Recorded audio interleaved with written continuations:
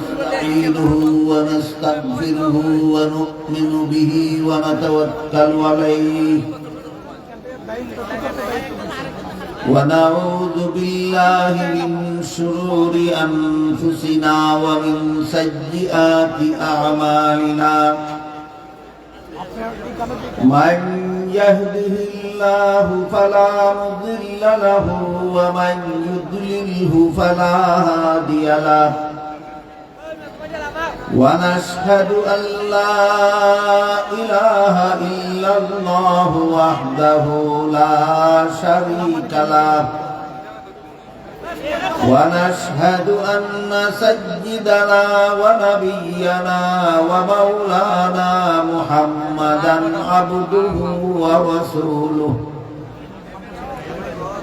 صلى الله تعالى عليه وعلى آله وأصحابه وبارك وسلم أما بعد فأعوذ بالله من الشيطان الرجيم بسم الله الرحمن الرحيم وكذلك مكنا ليوسف في الأرض ولنعلمه من تأويل الأحاديث والله غالب على أمره ولكن أكثر الناس لا يعلمون بارك الله لنا ولكم في القرآن العظيم ونفعنا وإياكم بالآيات والذكر الحكيم শ্রদ্ধেয় সভাপতি হযরত উলামায়ে কেরাম, দূর দূরান্ত থেকে আগত সর্বস্তরের মুসলমান ভাইয়েরা আমার, আশপাশের বাড়ি ঘরে পর্দার আড়ালে বসা আমার মা ও বোনেরা, গত 3 দিন থেকে যে আলোচনা ধারাবাহিকভাবে চলেছে তার ধারাবাহিকতার সূত্র হলো আল্লাহ সূরা ইউসুফের 21 নম্বর আয়াতে ঘোষণা দিয়েছেন ইউসুফ আলাইহিস সালামের দ্বারা আল্লাহ মানব জাতির বিশেষ 3 প্রকার খেদমত নিবেন। ইউসুফের দ্বারা 3 রকমের খেদমত সমাজের করাবেন। একটা হলো মানুষের স্বপ্নের সঠিক ব্যাখ্যা প্রদান করার খেদমত, একটা হলো নবুয়ত লাভের মাধ্যমে মানুষকে হেদায়েত করার খেদমত, আরেকটা হলো শাসনকর্তা হয়ে আল্লাহর বিধান মতে দেশ শাসনের খেদমত। এই তৃতীয় বিষয় সম্পর্কে প্রথম দিন থেকে আলোচনা চালু আছে। এই প্রসঙ্গে গত 3 দিন পর্যন্ত যে আলোচনা করা হয়েছে তার সারমর্ম হলো আল্লাহর বিধান মতে দেশ শাসন করা ছাড়া শান্তিপূর্ণভাবে দেশ শাসনের আর কোনো ব্যবস্থা না, আর কোনো ধর্মে আছে না, কোনো ইজমে আছে না, কোনো মতবাদে আছে না, কোনো দলে আছে। শান্তিপূর্ণভাবে দেশ শাসনের ব্যবস্থা একমাত্র আল্লাহর বিধানে আছে, যেগুলি ইসলাম ধর্মে বিদ্যমান। এই প্রসঙ্গে গতকাল কয়েকটা উদাহরণ দেওয়া হয়েছে। দেশের চুরি চামারি বন্ধ করার জন্য রাষ্ট্রীয়ভাবে আল্লাহ কোরআনে বিধান দিয়েছে। জিনা ব্যভিচার রাষ্ট্রীয়ভাবে বন্ধ করার জন্য আল্লাহ কোরআনে বিধান দিয়েছেন। সন্ত্রাস রাষ্ট্রীয়ভাবে সন্ত্রাস দমনের জন্য আল্লাহ পাক রব্বুল আলামিন কোরআনে বিধান দিয়েছেন। খুন খারাপি রাষ্ট্রীয়ভাবে বন্ধ করার জন্য আল্লাহ কোরআনে বিধান দিয়েছেন। সূরা বাকারার 178 নম্বর আয়াতে আল্লাহ বলেন, কুতিবা আলাইকুমুল কিসাসু ফিল কাতলা আল হুররু বিল হুররি ওয়াল আবদু বিল আবদি ওয়াল উনসা বিল উনসা। এর অর্থ হলো, হে মুমিন মুসলমানেরা, খুন খারাপি বন্ধ করার বিধান হলো খুনিকে প্রাণদণ্ড দেওয়া, খুনিকে হত্যা করা। অন্য আয়াতে বলেছেন, ওয়ালাকুম ফিল কিসাসি হায়াতুন ইয়া উলিল আলবাব। মর্ম হলো, যে দেশে সরকারিভাবে খুনিকে হত্যা করার বিধান কার্যকর করবে সেই দেশের খুন খারাপি বন্ধ হয়ে যাবে। যেই দেশে খুনিকে প্রাণদণ্ড দেওয়ার বিধান, আল্লাহ প্রদত্ত বিধান সরকারিভাবে বাস্তবায়ন করা হবে না, সেই দেশের খুন খারাপি কোনোদিন বন্ধ হবে না। তাহলে দেশে খুন খারাপি বন্ধ করার সার্থক বিধান, সফল বিধান আল্লাহ কোরআনে দিলেন কিনা? কোন সূরার কত নম্বর আয়াতে? সূরাতুল বাকারার 171 নম্বর আয়াত। এইভাবে রাষ্ট্রীয়ভাবে সকল প্রকার অপরাধ দমনের বিধান আর কোন ধর্মে নাই, আর কোন মতবাদে নাই, আর কোন ইজমে নাই, আছে একমাত্র ইসলামে। এই জন্য আল্লাহ ইসলাম সম্পর্কে বলেন, আল ইয়াউমা আকমালতু লাকুম দীনাকুম। তোমাদের ইসলামের বিধিবিধানকে আমি আল্লাহ পরিপূর্ণ করে দিলাম। আমার মনে হয় আপনাদের অনেকের জানা থাকার কথা, আমাদের বর্তমান বাংলাদেশে খুনের বিচারের ব্যাপারে যে আইন আছে, সেটা হল আদালত থেকে যদি খুনিকে প্রাণদণ্ড দেবার রায় হয়ে যায়,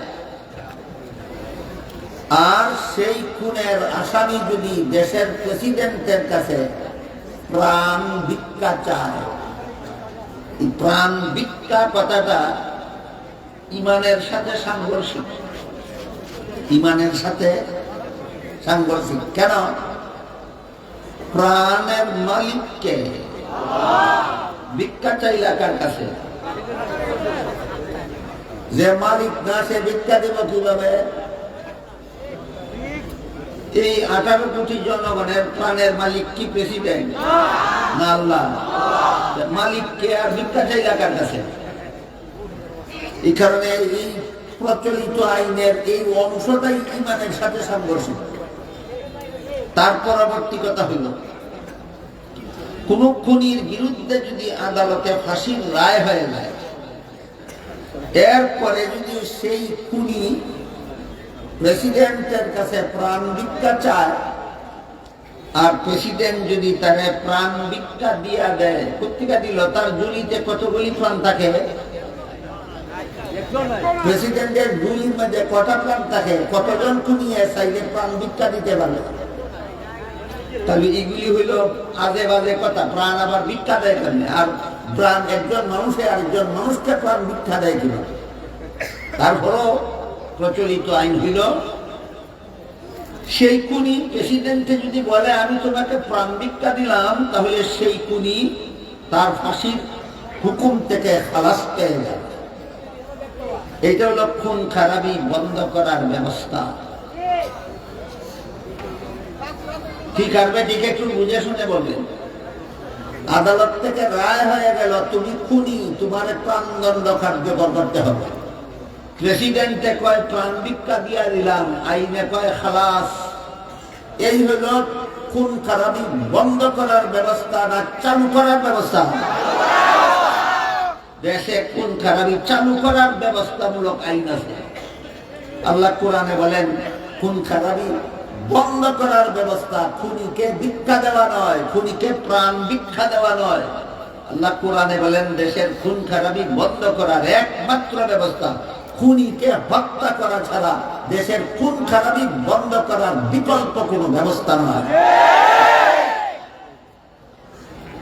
এরপরে চুরি চামারি বন্ধ করার ব্যবস্থা দিয়েছেন আল্লাহ পাক রব্বুল আলামিন পবিত্র কোরআনের সূরা মায়েদার 38 নম্বর আয়াত।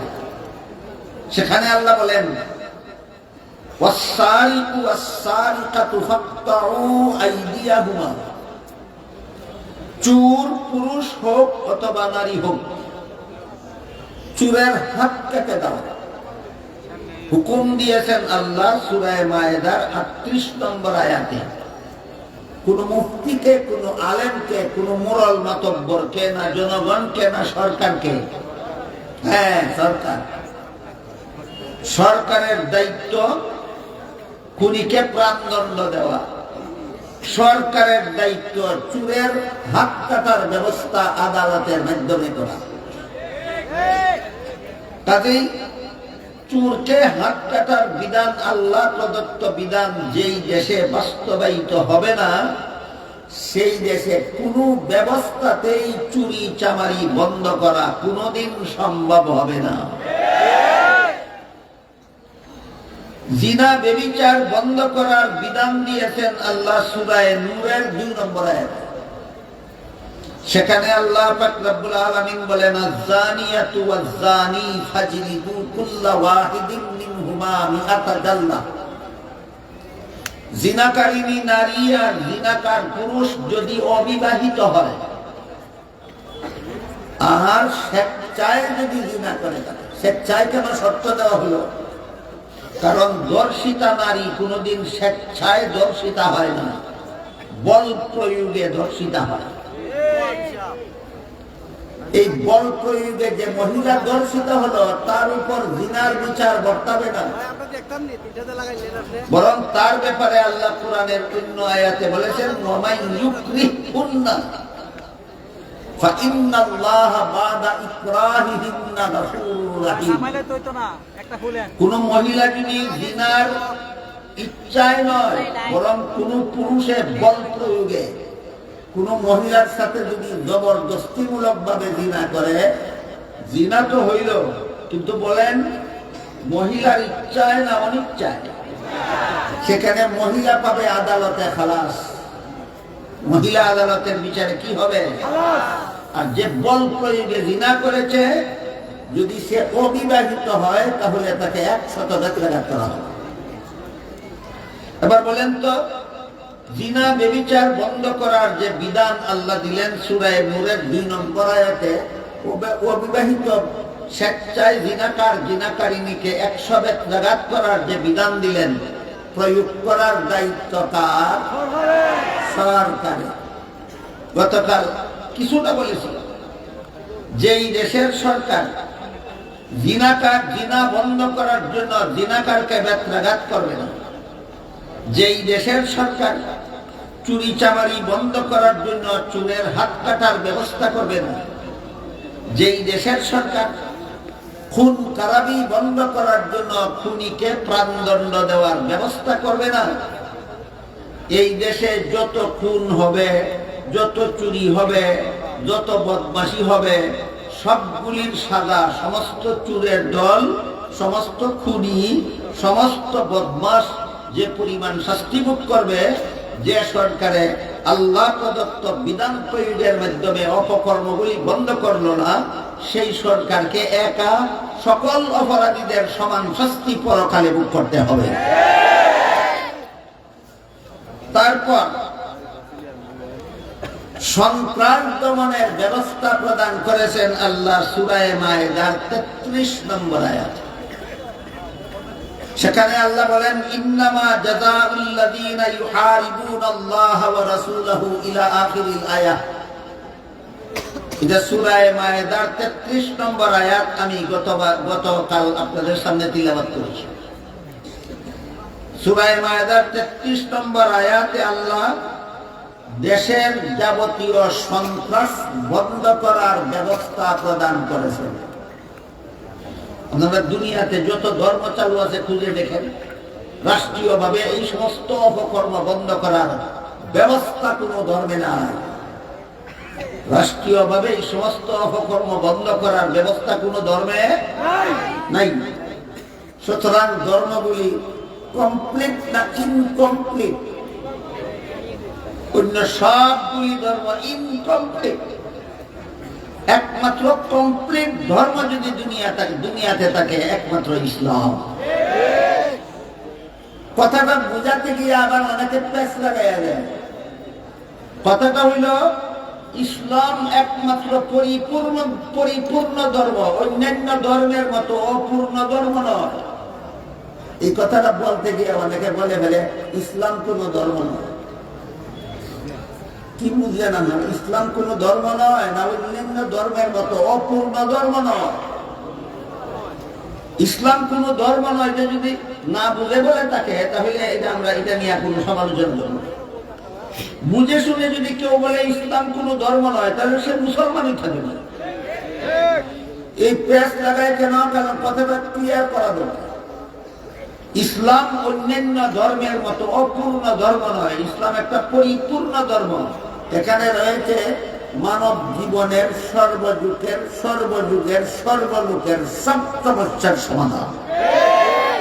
ব্যক্তি জীবনের সব সমস্যার সমাধান, পারিবারিক জীবনের সব সমস্যার সমাধান, সামাজিক জীবনের সব সমস্যার সমাধান, রাষ্ট্রীয় জীবনের সব সমস্যার সমাধান, আন্তর্জাতিক জীবনের সব সমস্যার সমাধান।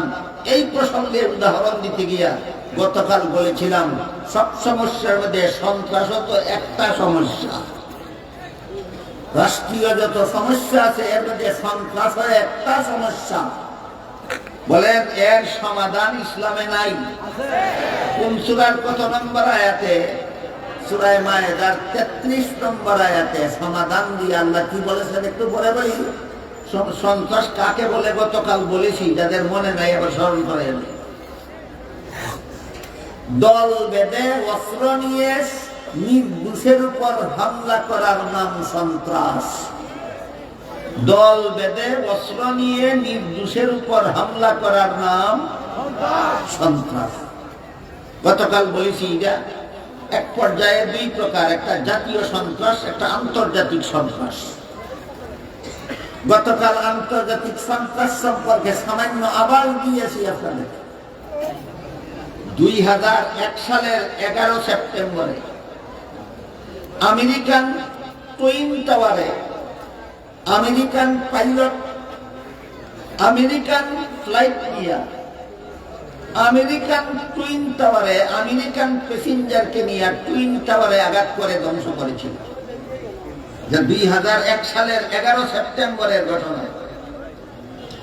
টুইন টাওয়ার আমেরিকান এয়ারপোর্ট থেকে উড্ডীন হলো আমেরিকান ফ্লাইট, আমেরিকান প্যাসেঞ্জার নিয়ে আমেরিকান পাইলটে আমেরিকান টুইন টাওয়ার আঘাত করে ধ্বংস করে। বুঝে থাকলে বলুন তো এই ধ্বংসযজ্ঞের সাথে আফগানিস্তানের মুসলমানদের কি সম্পর্ক? এই লাল কুত্তার দলে কয় আফগানিস্তানের মুসলমানেরা ঘটনাটা ঘটাইছে। আফগানিস্তানের মুসলমানেরা ঘটনাটা ঘটাইছে। তাহলে ঘটনাটা কে ঘটাইছে এটা আলামত বোঝার জন্য আরেকটা, এটা বোঝার জন্য আপনাদেরকে আরেকটা আলামত আমি বলি। এই টুইন টাওয়ারে কয়েক হাজার ইহুদি কর্তব্যরত ছিল। ঘটনার দিন একটা ইহুদিও টুইন টাওয়ারে উপস্থিত হয়নি। আলামতে বোঝা যায় তারা আগের থেকে ঘটনাটা যে ঘটবে জানত না। তাহলে এটা কি কোন দুর্ঘটনা না সাজানো নাটক? শুধু মুসলমানদের উপর সন্ত্রাসী হামলা চালাবার জন্য লাল কুত্তার দলে এমন একটা নাটক সাজাইয়া নির্দোষ নিরীহ আফগানি মুসলমানদের উপর হামলা করেছে দীর্ঘ 20 বছর। কতদিন? দীর্ঘ 20 বছর। আমেরিকার থেকে আসলো আফগানি মুসলমানদেরকে মারার জন্য 20 বছর হামলা চালিয়ে। খালি একা এসেছিল না দল বেঁধে এসেছিল? খালি হাতে এসেছিল না অস্ত্র নিয়ে? দোষীর উপর হামলা করলো না নির্দোষী, এক দেশ থেকে আসলো আরেক দেশে হামলা করলেন, জাতীয় সন্ত্রাস না আন্তর্জাতিক? সুতরাং আফগানিস্তানে আমেরিকানদের হামলা এটা আন্তর্জাতিক সন্ত্রাস। গতকালই বোধহয় যথেষ্ট বলেছি, আজকে আর এদিকে যাবো না, অন্য অনেক জরুরি কথা বাকি আছে। আরেক প্রকার সন্ত্রাস আছে জাতীয় সন্ত্রাস। এক দেশের থেকে গিয়ে আরেক দেশে হামলা করে না, দেশের ভিতরে একদল দলবদ্ধভাবে সংঘবদ্ধভাবে অস্ত্র নিয়ে কোন না কোন নিরীহ মানুষের উপর, নির্দোষের উপর হামলাকারী যেই দেশের আক্রান্ত যদি সেই দেশের মানুষ হয়, তাহলে এটা আন্তর্জাতিক সন্ত্রাস নয়, এটা জাতীয় সন্ত্রাস। এরকম একটা জাতীয় সন্ত্রাস সংগঠিত হয়েছিল মুহাম্মদুর রাসূলুল্লাহ সাল্লাল্লাহু আলাইহি ওয়াসাল্লামের জামানায়। গতকাল বলেছি, বাহরাইন থেকে একদল লোক এসেছিল, ইসলাম গ্রহণ করার বাহানা করেছিল, রসুলের কাছে একটা জটিল রোগের চিকিৎসা চেয়েছিল। রসুলের দেওয়া ব্যবস্থায় তারা স্থায়ীভাবে সুস্থ হয়ে গেছিল। তারপরে ইসলাম ধর্ম ত্যাগ করে মুরতাদ হয়ে রাসূলের রাহালের উপর সন্ত্রাসী হামলা করে তাকে হত্যা করেছিল এবং উটের পাল ছিনতাই করে নিয়ে যেখান থেকে এসেছিল সেখানে রওনা হয়ে গেছিল। রাসূল খবর পেয়ে সাহাবায়ে কেরামদেরকে পাঠালেন। সাহাবায়ে কেরাম তাদের সবাইকে গ্রেফতার করে রসুলের দরবারে হাজির করে দিলেন। এই রসুলের আদালতে, যে রাষ্ট্র রসুল প্রতিষ্ঠা করেছিলেন, যে রাষ্ট্র রসুল নিজের জীবনের শেষ 10টি বছর, যে রাষ্ট্র পৃথিবীর সমস্ত রাষ্ট্র পরিচালকদের আদর্শ হিসাবে, মুহাম্মদুর রাসূলুল্লাহ আদর্শ রাষ্ট্রনায়ক হিসাবে দীর্ঘ 10 বছর শাসন করেছিলেন, রসুলের শাসন আমলে রাসূলের আদালতে এই প্রথম জাতীয় সন্ত্রাসীদের উপস্থিত করা হলো বিচারের জন্য। এই ঘটনাকে কেন্দ্র করে জাতীয় সন্ত্রাসীদের দমন ব্যবস্থা সরকারকে শিক্ষা দিয়ে আল্লাহ সূরা মায়েদার 33 নম্বর আয়াত নাযিল করেন। তাহলে সূরা মায়েদার 33 নম্বর আয়াতটা তো আল্লাহ নাযিলই করেছেন সরকারকে জাতীয় সন্ত্রাস দমনের ব্যবস্থা দিয়া। মায়েদার 33 নম্বর আয়াতটা আল্লাহ নাযিলই করেছেন নামাজ রোজা করার, ইবাদত বন্দেগী করার ব্যবস্থা দিয়া, না জাতীয় সন্ত্রাস দমনের ব্যবস্থা দিয়া? এবার আমরা বোঝার চেষ্টা করি, তাহলে এখানে আল্লাহ কি ব্যবস্থা দিলেন? একটা দেশের সরকার দেশের সন্ত্রাস দমনের কি ব্যবস্থা আল্লাহ দিলেন? আল্লাহ এখানে সন্ত্রাসী কর্মকাণ্ডকে 4 ভাগে ভাগ করে। সন্ত্রাসী কর্মকাণ্ড 4 প্রকার। প্রথম প্রকার হলো দল বেঁধে অস্ত্র নিয়ে নির্দোষের উপর হামলা করার পর এই নির্দোষকে হত্যা করলো এবং তার ধন সম্পদ লুণ্ঠন করলো। এটা হলো এক প্রকারের সন্ত্রাসী হামলা। দ্বিতীয় প্রকার সন্ত্রাসী হামলা হলো দল বেঁধে অস্ত্র নিয়ে নির্দোষের উপর হামলা করে হত্যা করেছে কিন্তু লুণ্ঠন করতে পারেনি, দ্বিতীয় প্রকার সন্ত্রাসী কর্মকাণ্ড। তৃতীয় প্রকার হলো দল বেঁধে অস্ত্র নিয়ে নির্দোষের উপর হামলা করে সম্পদ লুণ্ঠন করেছে কিন্তু সম্পদের মালিককে হত্যা করেনি, যে হলো তৃতীয় প্রকার সন্ত্রাসী হামলা। চতুর্থ প্রকার হলো দল বেঁধে অস্ত্র নিয়ে লুণ্ঠন করতে পারেনি, হত্যাও করেনি, তবে হামলা করেছিল। এটা হলো চতুর্থ প্রকার সন্ত্রাসী কর্মকাণ্ড। সরকারকে আল্লাহ শিক্ষা দিতেছেন, আগে সন্ত্রাসী কর্মকাণ্ড কত প্রকার বুঝো, তারপরে আমি তোমাকে শিক্ষা দিব কোন প্রকার সন্ত্রাসী কর্মকাণ্ড বন্ধ করার ব্যবস্থা কি হবে। তাহলে আল্লাহর দেওয়া ব্যবস্থাটা বোঝার আগে 4 প্রকার কর্মকাণ্ড আমরা বুঝলাম কিনা দেখি। প্রথম প্রকার হইল হামলা চালাইয়া কোন অবশ্যে লুণ্ঠন করছে। দ্বিতীয় প্রকার হইল শুধু খুন করছে, লুণ্ঠন করছে না। তৃতীয় প্রকার হইল শুধু লুণ্ঠন করছে, খুন করছে না। আর চতুর্থ প্রকার হইল খুন লুণ্ঠন কোনটাই করতে পারছে না, তবে হামলা করেছিল। এবার বলেন কত প্রকার হইল? 4টা। প্রথম প্রকারের সন্ত্রাসী কর্মকাণ্ড দমন করার ব্যবস্থা শিক্ষা দিয়ে আল্লাহ কুরআনের সূরা মায়েদার 33 নম্বর আয়াতে বলেন, সন্ত্রাসী ব্যক্তি না সন্ত্রাসী দল ব্যক্তি সন্ত্রাসী হয় না দল সন্ত্রাসী হয়? এইটা গতকাল পরিষ্কার ভাবে বলা হচ্ছে।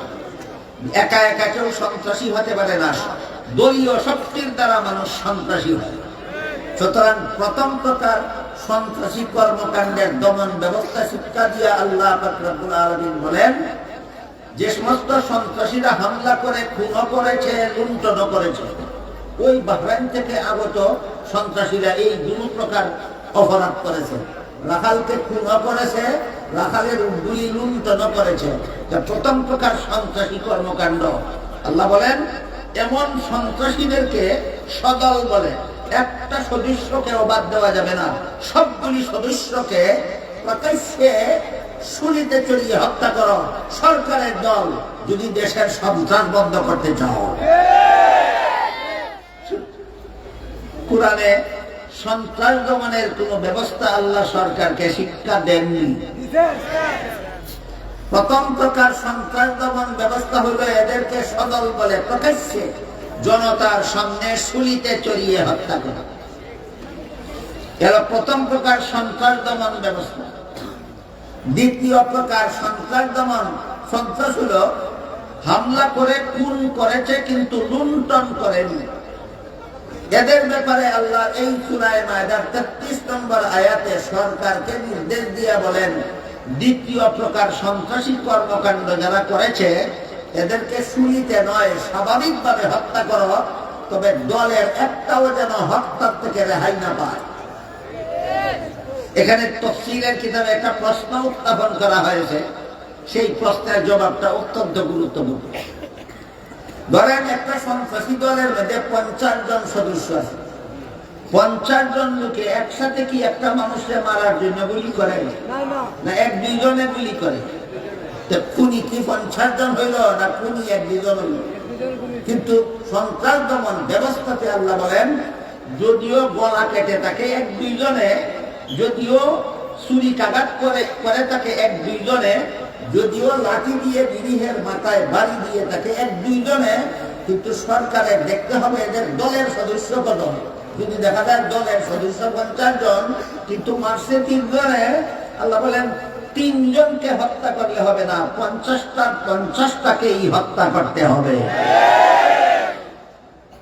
এখানে দুইটা কথা আছে। একটা কথা হইল সাধারণ খুনের বিচারে আর সন্ত্রাসের বিচারে বেশ সমস্যা। সাধারণ খুনের বিচার হইল শুধু খুনিকে হত্যা করো।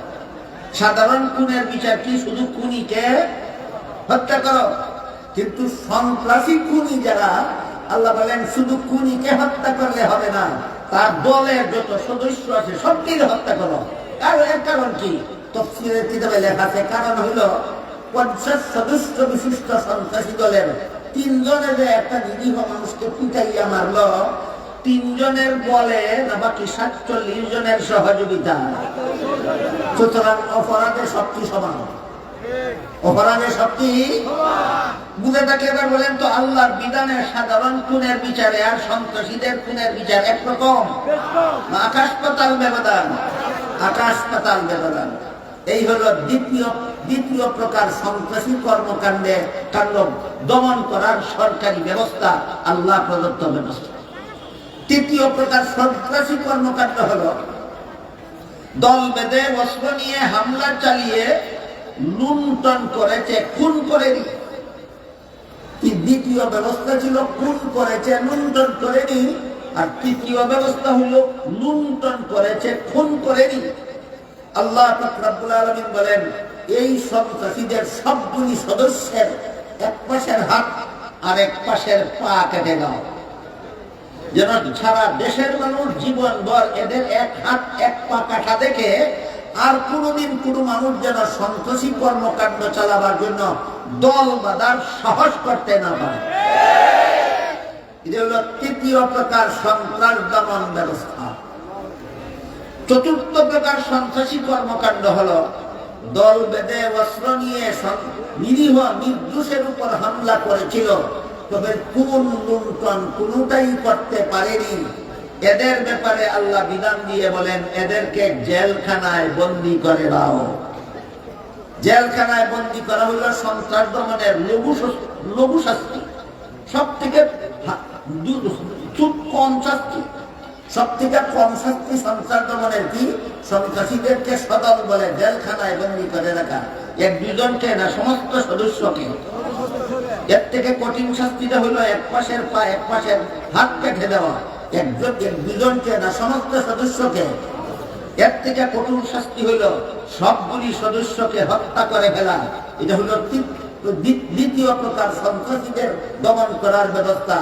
আর প্রথম প্রকার সন্ত্রাস দমন ব্যবস্থা হলো সন্ত্রাসী দলের সবগুলি সদস্যকে শুলিতে চড়িয়ে জনগণের সামনে হত্যা করো, ফাঁসিতে চড়িয়ে হত্যা করো।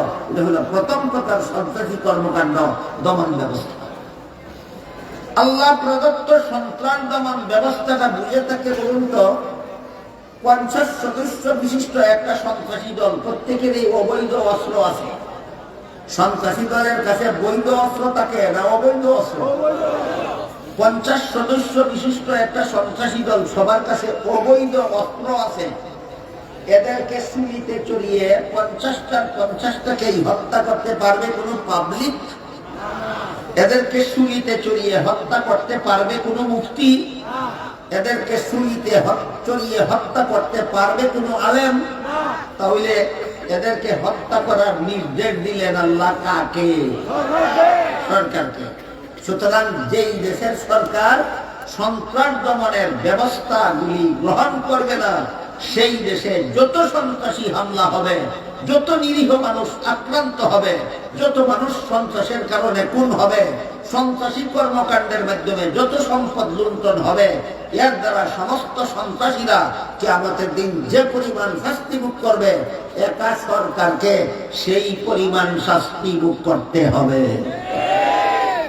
এই বিষয়টা বোঝাই যে হাদিস শরীফে আল্লাহ রাসূল বলেছেন, আলা কুল্লুকুম রাইন ওয়া কুল্লুকুম মাসউলুন আন রাইয়াতিহি। তোমাদের প্রত্যেকেই দায়িত্বশীল, প্রত্যেককেই যার যার দায়িত্ব সম্পর্কে আল্লাহর কাছে জবাব দিতে হবে। এই দায়িত্বশীল কথার ব্যাখ্যা একটু আমি শর্টকাটে বলি। হাদিস শরীফে আল্লাহ রাসূল বলেছেন, তোমাদের মধ্যে যে নেতা, তার নেতৃত্ব সম্পর্কে আল্লাহর কাছে জবাব দিতে হবে। আমরা বর্তমান পৌরসভার নিয়ম মতো দেশটাকে বিভিন্ন ভাগে বিভক্ত করা হয়। কোন কোন দেশকে কয়েকটা প্রদেশে বিভক্ত করা হয়, আবার কোন কোন দেশে প্রদেশ ছাড়াই কয়েকটা বিভাগে বিভক্ত করা হয়। কোন কোন দেশে বিভাগ ছাড়াই দেশকে কতগুলি জেলায় বিভক্ত করা হয়। জেলাগুলিকে আবার বিভিন্ন উপজেলায় বিভক্ত করা হয়। উপজেলাগুলিকে আবার ইউনিয়নে বিভক্ত করা হয়। ইউনিয়নগুলিকে আবার এই ওয়ার্ডে বিভক্ত করা হয়। অবস্থাটা বুঝে থাকলে এবার বলুন, একটা ওয়ার্ডের মেম্বার তিনি তার ওয়ার্ডের জনগণের নেতা কিনা? নেতা। একটা ইউনিয়নের চেয়ারম্যান তিনি তার ইউনিয়নের জনগণের জন্য নেতা কিনা? নেতা। একটা জেলার ডিসি তিনি জেলার সমস্ত জনগণের নেতা কিনা? একটা বিভাগের গভর্নর তিনি বিভাগের সমস্ত জনগণের নেতা কিনা? একটা দেশের প্রেসিডেন্ট অথবা প্রধানমন্ত্রী তিনি সারা দেশবাসীর নেতা কিনা? নেতা। এটা বুঝার পরে এবার বুঝেন, হাদিস বুঝেন। আল্লাহ রাসূল বলেন, তুমি যে স্তরের নেতা হয়ে থাকো না কেন, সেই স্তরের জনগণকে হালাল পথে পরিচালনা করেছ দুনিয়াতে না হারাম পথে পরিচালনা করেছ, আল্লাহর দেওয়া বিধান তোমার অধীনস্থ জনগণের উপর প্রয়োগ করেছো কিনা, সেই ব্যাপারে তোমাকে কাল হাসরের মাঠে আল্লাহর আদালতে আসামির কাঠগড়ায় দাঁড়িয়ে জবাবদিহি করতে হবে। ওয়ার্ড মেম্বারকে হাসরের দিন আল্লাহর কাছে জবাব দিতে হবে, তোমার ওয়ার্ডে কতজন নারীকে বেপরদা চলতে দিছ, তোমার ওয়ার্ডের কতজন পুরুষকে বেপরদা জীবনযাপন করতে দিছ। ইউনিয়ন চেয়ারম্যানকে কিয়ামতের দিন আল্লাহর আদালতে আসামির কাঠগড়ায় দাঁড়িয়ে জবাব দিতে হবে, তোমার ইউনিয়নে কতজন চুরকে জীবনভর চুরি করার সুযোগ দিয়ে রেখেছ, তোমার ইউনিয়নের কতজন বদমাশকে সারা জীবন বদমাশি করার সুযোগ দান করেছ। ডিসি সাহেবকে কিয়ামতের দিন জেলার সমস্ত জনগণ সম্পর্কে হালাল পথে পরিচালনা করেছ, আল্লাহর বিধান প্রয়োগের মাধ্যমে হালাল হালাল হালাল জীবনযাপনের ব্যবস্থা দিয়েছ, না হারাম পথে জীবনযাপন করার সুযোগ করে দিয়েছ? ডিসিদেরকে হাসরের মাঠে আল্লাহর আদালতে আসামির কাঠগড়ায় দাঁড়িয়ে জবাব দিতে হবে। আর যারা দেশের প্রেসিডেন্ট অথবা প্রধানমন্ত্রী, তিনি কতগুলি জেলার নেতা, কতগুলি ইউনিয়নের নেতা, ওয়ার্ডের নেতা, না সারা দেশের নেতা? আল্লাহ রাসূল বলেন, সারা দেশের নেতারা আল্লাহর বিধান প্রয়োগে শান্তিপূর্ণ দেশ শাসন করেছ, না আল্লাহর বিধানকে ঘৃণাই করে দেশে চুরি চামারি জিনা বদমাশি খুন-খারাপি সন্ত্রাসী কর্মকাণ্ড চালিয়ে রেখেছ? এই ব্যাপারে কাল হাসরের মাঠে আল্লাহর আদালতে আসামির কাঠগড়ায় দাঁড়িয়ে প্রত্যেকটা দেশের শাসনকর্তাকে জবাব দিতে হবে। এই জন্য পবিত্র কোরআনের অন্য আয়াতে আল্লাহ বলেছেন, কিয়ামতের দিন যখন সারা দুনিয়ার সমস্ত মানুষ জীবিত হয়ে হাসরের মাঠে দাঁড়াবে, এই কথাটাও জানে না এমন কোন মুসলমান আছে নাকি? আমার তো মনে হয় না। কিয়ামতের দিন সারা দুনিয়ার সমস্ত মানুষ জীবিত হয়ে যখন হাসরের মাঠে দাঁড়াবে, নীরব নিস্তব্ধ হয়ে থাকবে হাসরের মাঠ। কারো কথা বলা দূরের কথা, টু শব্দটা উচ্চারণ করার সাহস থাকবে না। সেই নীরবতায় ভঙ্গ দিয়ে আল্লাহ পাক রব্বুল আলামিন সর্বপ্রথম প্রশ্ন করবেন, লিমানিল মুলকুল ইয়াউম, আজকের শাসন ক্ষমতা কার? আয়াতের ব্যাখ্যায় তাফসীরের কিতাবে লিখেছেন, হাসরের মাঠে আল্লাহ সর্বপ্রথম শাসন ক্ষমতার প্রশ্ন করবেন কেন? বুঝতে পারতেছেন কথা? তাহলে হাসরের মাঠের নীরবতা ভঙ্গ দিয়ে আল্লাহ সর্বপ্রথম যে প্রশ্ন করবেন, এটা কি ঈমান আমল ইবাদত বন্দেগীর প্রশ্ন না শাসন ক্ষমতার প্রশ্ন? হ্যাঁ, লিমানিল মুলকুল ইয়াউম, আজকের শাসন ক্ষমতা কার? প্রশ্নের জবাব কি হবে এটা একটু পরে আমরা শুনি। আয়াতের ব্যাখ্যায় তাফসীরের কিতাবে লেখা আছে, হাসরের মাঠে আল্লাহ পাক রব্বুল আলামিন সর্বপ্রথম প্রশ্ন শাসন ক্ষমতা সম্পর্কে করবেন কেন? তার কারণ হলো, দুনিয়াতে কিছু শাসনকর্তা সামান্য এক টুকরা জমিনের শাসনকর্তা হইয়া আল্লাহর বিধান লঙ্ঘন করে মন গড়া বিধান মতো দেশ শাসন করে দেশের চুরি চামারি খুন খারাপি সন্ত্রাসী বদমাশি সব চালু রেখেছিল। এদের শাস্তি কত ভয়ঙ্কর হবে এই দিকে ইঙ্গিত করার জন্য আল্লাহ সর্বপ্রথম হাসরের মাঠে শাসন ক্ষমতা সম্পর্কে প্রশ্ন করবেন। বুঝে থাকলে এবার বলুন তো, হাসরের মাঠে আল্লাহ সর্বপ্রথম প্রশ্ন করবেন কোন ব্যাপারে? শাসন ক্ষমতার ব্যাপারে। লিমানিল মুলকুল ইয়াউম, আজকের শাসন ক্ষমতা কার? কেউ জবাব দিবে দূরের কথা, টু শব্দ বলার সাহস হবে না। তখন আল্লাহর প্রশ্নের জবাবে আল্লাহ নিজেই বলবেন, লিল্লাহিল ওয়াহিদিল কাহ্হার, মহারাগে রাগান্বিত আল্লাহর জন্য একমাত্র আজকের শাসন ক্ষমতা। এর আগে আরেকটা কথা ক্লিয়ার করি, দুনিয়ার জীবনে কিছু মানুষ কোন দেশের শাসন ক্ষমতা পেয়েছিল,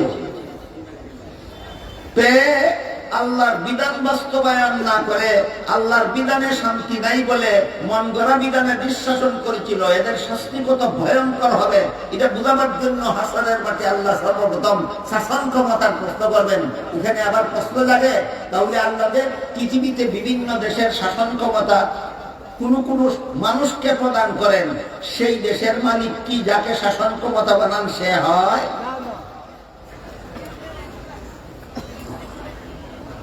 এই প্রশ্নের জবাব পাওয়া যায় কোরআনের আরেক আয়াতে। সেখানে আল্লাহ বলেন, কুলিল্লাহুম্মা মালিকাল মুলকি তুতিল মুলকা মান তাশাউ ওয়া তানজিউল মুলকা মিম্মান তাশাউ ওয়া তুইজ্জু মান তাশাউ ওয়া তুযিল্লু মান তাশাউ বিয়াদিকাল খায়র ইন্নাকা আলা কুল্লি শাইইন কাদির। আল্লাহ বলেন, হে রাসূল করিম সাল্লাল্লাহু আলাইহি ওয়াসাল্লাম, আপনি বলে দিন পৃথিবীর সমস্ত দেশের মালিক একমাত্র আল্লাহ। তাহলে আল্লাহ ফেরাউনকে মিশরের শাসন ক্ষমতা দান করেছিলেন, মালিকানা দান করেছিলেন, না শাসন ব্যবস্থা প্রয়োগের দায়িত্ব? নমরুদকে যে আল্লাহ ইরাকের শাসন ক্ষমতা দান করেছিলেন, মালিকানা দান করেছিলেন, না দেশ শাসনের দায়িত্ব? তাহলে এখান থেকে আমরা মনে রাখি, পৃথিবীর কোন দেশের মালিকানা আল্লাহ কোন মানুষকে কখনো দেন না। যত দেশ পৃথিবীতে জন্ম হবে, স্বাধীন হবে, যত দেশ বা পৃথিবীর মানচিত্রে দেখা দিবে, আল্লাহ বলেন সকল দেশের মালিকানা আল্লাহ। দেশের মালিকানা কোন প্রেসিডেন্টের নয়, দেশের মালিকানা কোন রাজা বাদশার নয়, দেশের মালিকানা কোন মন্ত্রী প্রধানমন্ত্রীর নয়। আল্লাহ পরিষ্কার ভাষায় বলেছেন, কুলিল্লাহুম্মা মালিকাল মুলক, পৃথিবীর সমস্ত দেশের মালিকানা একমাত্র আল্লাহ। যেমন ভাবে সারা দুনিয়ার সমস্ত সম্পদের মালিকানা আল্লাহ। আপনারা কি জানেন? দুনিয়ার সমস্ত সম্পদের মালিকানা কার? একমাত্র আল্লাহ। এই কথাটা আল্লাহ কোরআনের অন্য আয়াতে বলেছেন।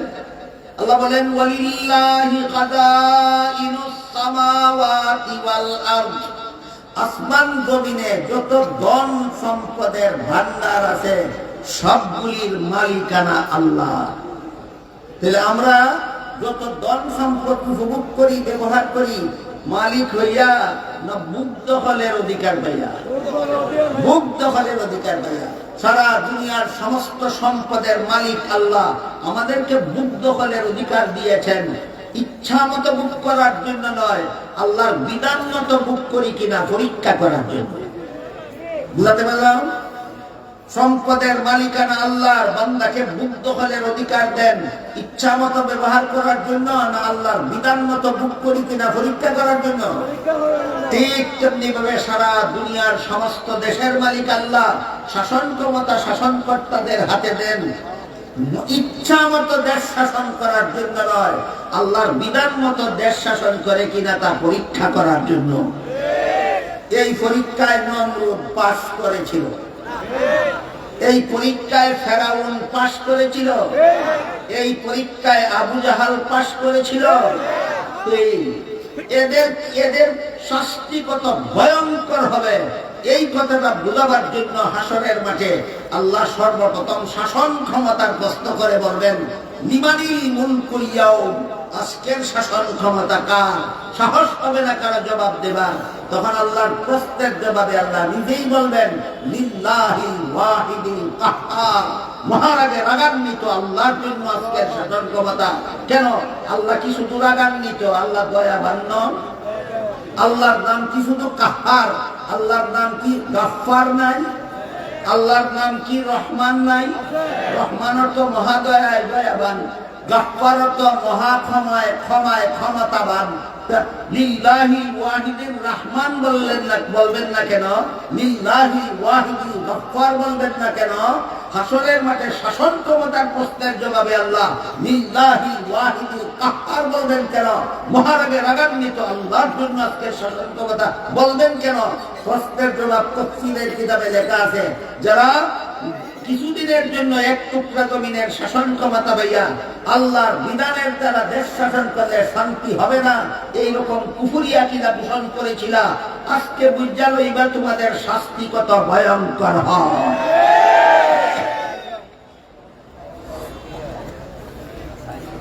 এবার বলুন, সূরা মায়েদার 33 নম্বর আয়াতে আল্লাহ সরকারকে জাতীয় সন্ত্রাস দমনের ব্যবস্থা প্রদান করেছেন কিনা? করেছেন। কোথায়? আদালতে। কোথায়? আদালতে। কিন্তু এই আদালতে সন্ত্রাস দমনের এই যে ব্যবস্থা আল্লাহ আদালতে প্রদান করার বর্ণনা সূরা মায়েদার 33 নম্বর আয়াতে দিয়েছেন, এটার জন্য একটা শর্ত আছে। শর্তটা কি? যদি সরকারি বাহিনী সন্ত্রাসীদেরকে গ্রেফতার করে আদালতে হাজির করতে যদি সক্ষম হয়, তাহলে এদের সন্ত্রাস দমন ব্যবস্থা 33 নম্বর আয়াতের বিবরণ মতে আদালতে হবে। তাহলে আদালতে সন্ত্রাসীদের বিচার হবে 4 পদ্ধতিতে। সরকারি বাহিনী সন্ত্রাসীদেরকে গ্রেফতার করে আদালতে হাজির করতে সক্ষম না হলে, না সক্ষম হলে? হ্যাঁ, সক্ষম হলে। কিন্তু যদি কোনো সন্ত্রাসী দলকে সরকারি বাহিনী গ্রেফতার করতে ব্যর্থ হয়, 10 জন পুলিশ দেওয়া সন্ত্রাসীকে গ্রেফতার করার জন্য 50 জন সন্ত্রাসী অস্ত্র নিয়ে পুলিশের মোকাবেলার জন্য দাঁড়িয়ে গেল, পরিস্থিতি যদি এমন দাঁড়ায়, তাহলে কি এই সন্ত্রাস দমন ব্যবস্থা আর আদালতের মাধ্যমে সম্ভব? সম্ভব নয়। তখন সন্ত্রাস দমনের ব্যবস্থা হইল। আর আদালত নয়, যেখানে সন্ত্রাসীদের আস্তানা আছে সেখানে সেনাবাহিনী পাঠিয়ে দাও এবং এদের বিরুদ্ধে জিহাদ ঘোষণা করো। এই হইল ইসলামের জিহাদ বিধান। কিছুটা বুঝাইতে পারলাম? সন্ত্রাস দমনের, জাতীয় সন্ত্রাস দমনের প্রাথমিক ব্যবস্থা হইল আদালত, আর জাতীয় সন্ত্রাস দমনের চূড়ান্ত ব্যবস্থা হইল জিহাদ। চূড়ান্ত ব্যবস্থাটা কি? জিহাদ। ঠিক তেমনি ভাবে আন্তর্জাতিক সন্ত্রাস দমনেরও প্রাথমিক ব্যবস্থা আদালত আর চূড়ান্ত ব্যবস্থা জিহাদ। প্রাথমিক ব্যবস্থা আদালত আর চূড়ান্ত ব্যবস্থা জিহাদ। আমি আগে বলছি আন্তর্জাতিক সন্ত্রাস দমন ব্যবস্থাটা অনেক কঠিন, অনেক লম্বা, অনেক ব্যাপক। সেই আলোচনায় গেলে অনেক ছোটখাটো জরুরিকতা আপনাদেরকে বলার সুযোগ পাবো না। এই জন্য আন্তর্জাতিক সন্ত্রাস দমন ব্যবস্থার আলোচনাটা আপাতত মুলতবি থাকবে। আমরা এবার জাতীয় সন্ত্রাস দমনের চূড়ান্ত ব্যবস্থা যে জিহাদ, এটা কিভাবে শুরু হইল? পুলিশ গেল সন্ত্রাসী বাহিনীকে গ্রেফতার করে আদালতে হাজির করতে। সন্ত্রাসীরা পুলিশের হাতে আত্মসমর্পণ না করে অস্ত্র নিয়ে পুলিশের মোকাবেলার জন্য দাঁড়িয়ে গেল। এবার বলুন তো, আদালতে হাজিরই করতে পারলো না, আদালতের দ্বারা দমন করা কি সম্ভব? সম্ভব নয়। তখন ওই জিহাদ শুরু হবে। তখনকার জিহাদের সিস্টেমটা হলো, আর পুলিশ বাহিনীকে পিছু হটতে বলবে সরকার, আর সেনাবাহিনীকে আগে বাড়তে বলবে সরকার। সন্ত্রাসী বাহিনী যদি 50টা হয়, 500 সেনাবাহিনী পাঠিয়ে দেবে। যেখানে সন্ত্রাসী রাস্তারা সেখানেই জিহাদ ঘোষণা হয়ে যাবে। তাই ইসলামের জিহাদ বিধানটা গায়ের দূরে কাউকে মুসলমান বানাবার জন্য না, সন্ত্রাস দমনের জন্য। আমি কি বিষয়টা আজকে আপনাদেরকে বুঝাতে পারলাম? গতকাল একটা কথা বলেছি, সন্ত্রাস দুই প্রকার, একটা অস্ত্র সন্ত্রাস আর একটা তথ্য সন্ত্রাস। উভয় প্রকার সন্ত্রাস দমনের জন্য ইসলামের জিহাদ ব্যবস্থা প্রবর্তন করা হয়েছে। এতক্ষণ যত সন্ত্রাসের কথা বললাম, এই সবগুলি হল অস্ত্র সন্ত্রাস। আর এক রকমের সন্ত্রাসের নাম আছে তথ্য সন্ত্রাস। দল বেঁধে অস্ত্র নিয়ে অস্ত্রের বলে ইসলাম ধর্মের বিরুদ্ধে অপবাদ রটায়, অভিযোগ দেয়, অভিযোগ উত্থাপন করে, কুৎসা রচনা করে, ইসলাম ধর্ম সম্পর্কে কুৎসা রচনা করে, মুসলমানদের ব্যাপারে কুৎসা রচনা করে, হামলা করে, না ইসলাম এবং মুসলমানের বিরুদ্ধে কুৎসা রচনা করে। এটার নাম অস্ত্র সন্ত্রাস নয়, এটার নাম তথ্য সন্ত্রাস। এটার নাম কি সন্ত্রাস? তথ্য সন্ত্রাস। বুঝে থাকলে বলেন, তথ্য সন্ত্রাসে কোন ব্যক্তি বা ভূখণ্ডের উপর অস্ত্রের দ্বারা হামলা করে, না অস্ত্রের দাপটে তথ্য চুরি করে। অস্ত্রের দাপটে তথ্য চুরি করে, অস্ত্রের ভয়ে প্রতিবাদ করার সাহস থাকে না নিরীহদের। এই সুযোগে নিরীহদের ধর্মের বিরুদ্ধে অপপ্রচারণা চালায়, ইসলাম ধর্মের বিরুদ্ধে অপপ্রচারণা চালায়, মুসলমানদের বিরুদ্ধে অপপ্রচারণা চালায়। গতকাল একটা কথা বলছি, আজকে আবার স্মরণ করাই দেই এই উদাহরণটা বোঝার জন্য। 2004 সালের 11 সেপ্টেম্বর বাংলাদেশস্থ জার্মান দূতাবাসের উদ্যোগে একটা আন্তর্জাতিক সন্ত্রাস দমন শিরোনামের সেমিনার অনুষ্ঠিত হয়েছিল। সেখানে জার্মান থেকে প্রফেসর হ্যান্সকে প্রধান বক্তব্য প্রদান করার জন্য এনে আনা হয়েছিল। প্রধান বক্তব্যে প্রফেসর হ্যান্স খ্রিস্ট ধর্মে বিশ্বাসী। প্রফেসর হ্যান্স তার বক্তব্যে বলল, ইসলাম ধর্মটাই একটা সন্ত্রাসী ধর্ম। ইসলামের নবী মুহাম্মদ নিজেই ছিল সন্ত্রাসী। বলেন, এই বক্তব্যটাকে অস্ত্র সন্ত্রাস বলবেন না তথ্য সন্ত্রাস? এটা অস্ত্র সন্ত্রাস নয়, এটা তথ্য সন্ত্রাস। ইসলাম ধর্ম সন্ত্রাসী ধর্ম নয়। আমার হাতে সময় নাই, নেবে আমি চুকে আঙ্গুল দেয়া দেখাই দিতাম লাল কুত্তার বলে। খ্রিস্টান ধর্মটাই হইল সন্ত্রাসী ধর্ম। মাত্র সামান্য একটু আবার নেই, শুনেন। ইসলাম ধর্মাবলম্বীদের মধ্যে নবীর সবচেয়ে আদরের একজন মহিলা ছিলেন হযরত ফাতেমা রাদিয়াল্লাহু তাআলা। হযরত ফাতেমা নবীর আদরের মেয়ে। বলেন তো, একজন সাধারণ মুসলমানের প্রতি যে পরিমাণ দয়া মায়া ছিল, নবীর ফাতেমার প্রতি এর থেকে কম ছিল নাকি? বেশি ছিল।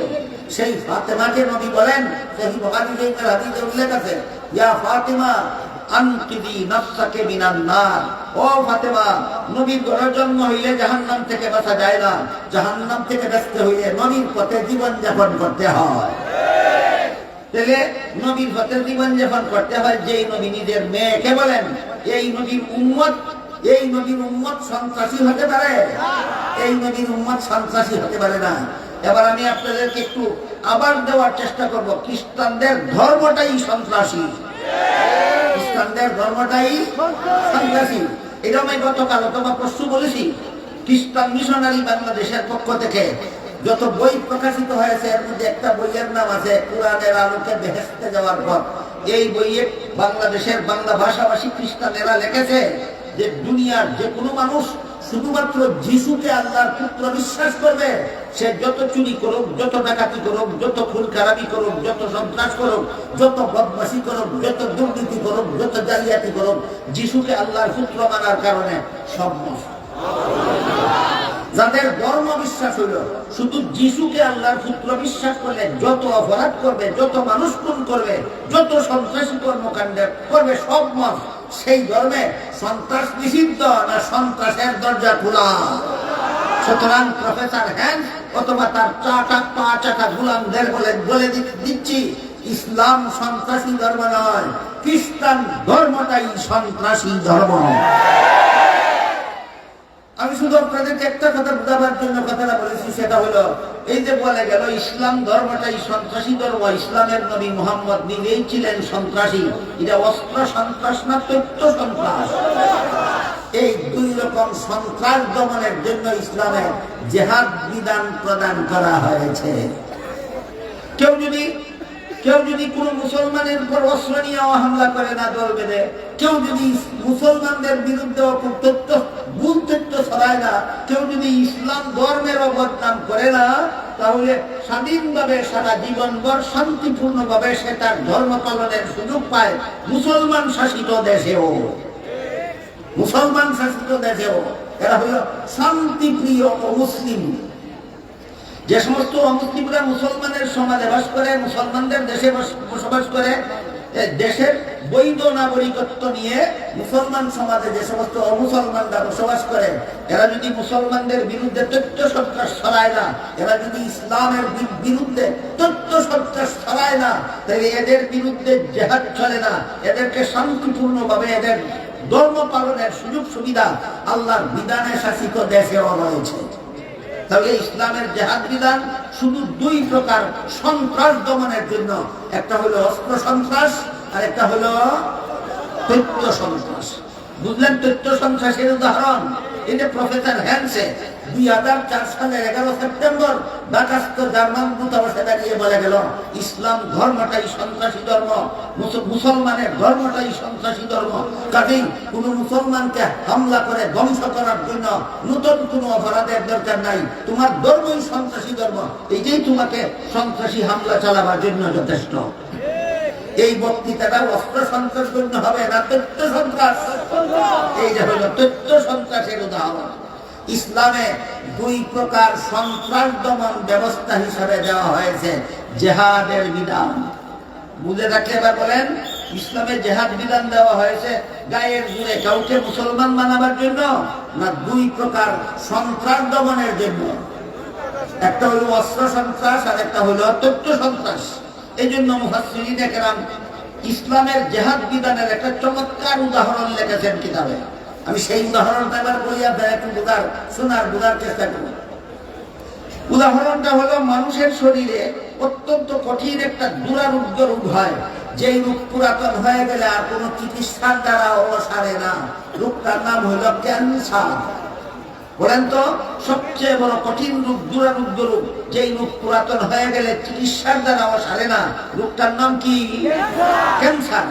এই ক্যান্সার যদি কোনো মানুষের শরীরের কোনো অঙ্গে ধরা পড়ে, প্রাথমিক অবস্থায় ধরা পড়লে যে অঙ্গটা ক্যান্সারে আক্রান্ত, সেই অঙ্গটা অপারেশন করে কেটে ফেলে দিলে শরীরের বাকি অঙ্গ রক্ষা করা যায়। সুতরাং প্রাথমিক অবস্থায় ক্যান্সার রোগের চিকিৎসা মালিশ, মলম, ট্যাবলেট, ক্যাপসুল না অপারেশন? অপারেশন। যেমন ভাবে ক্যান্সার রোগের চিকিৎসা মলমের দ্বারা হয় না, ক্যান্সার রোগের চিকিৎসা ট্যাবলেটের দ্বারা হয় না, ক্যান্সার রোগের চূড়ান্ত চিকিৎসা হলো অপারেশন। ঠিক তেমনি ভাবে আল্লাহর দৃষ্টিতে সারা দুনিয়ার মানুষের সমাজটাই একটা শরীরের মতো। মানব সমাজে যত সন্ত্রাসী দল আছে সবগুলি সন্ত্রাসী দল এক একটা ক্যান্সারের মতো। ইসলামের জিহাদ বিধান ক্যান্সারের চিকিৎসা। যারা বুঝেন নাই তাদের জন্য আবার বলি, মানুষের শরীরে যখন ক্যান্সার হয়, এই ক্যান্সার মলমের দ্বারা সারে না, ঔষধের দ্বারা সারে না। যে অঙ্গটা ক্যান্সারে আক্রান্ত সেই অঙ্গটা অপারেশন করে শরীর থেকে বিচ্ছিন্ন করে ফেলে দিলেই শুধুমাত্র ক্যান্সার থেকে ওই রোগটাকে রক্ষা করা যায়। ঠিক তেমনি ভাবে আল্লাহর দৃষ্টিতে সারা দুনিয়ার মানব গোষ্ঠী, সারা দুনিয়ার মানুষের সমাজটা আল্লাহর দৃষ্টিতে একটা দেহের মতো, একটা শরীরের মতো। আর মানব সমাজে যত সন্ত্রাসী দল আছে এক একটা সন্ত্রাসী দল সমাজ দেহের ক্যান্সার। ইসলামের জিহাদ বিধান এই সমাজ দেহের ক্যান্সারের অপারেশন।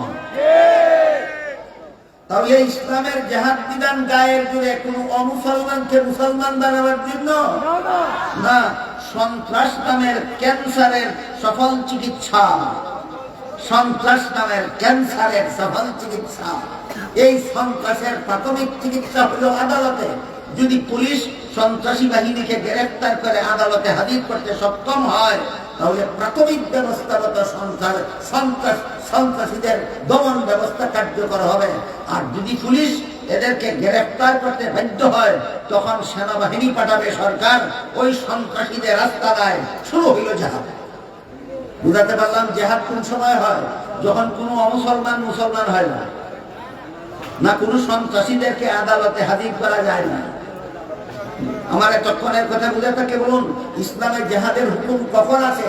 যখন কোনো অমুসলিম মুসলমান হয় না, নাকি কোনো সন্ত্রাসীদেরকে আদালতে হাজির করা যায় না।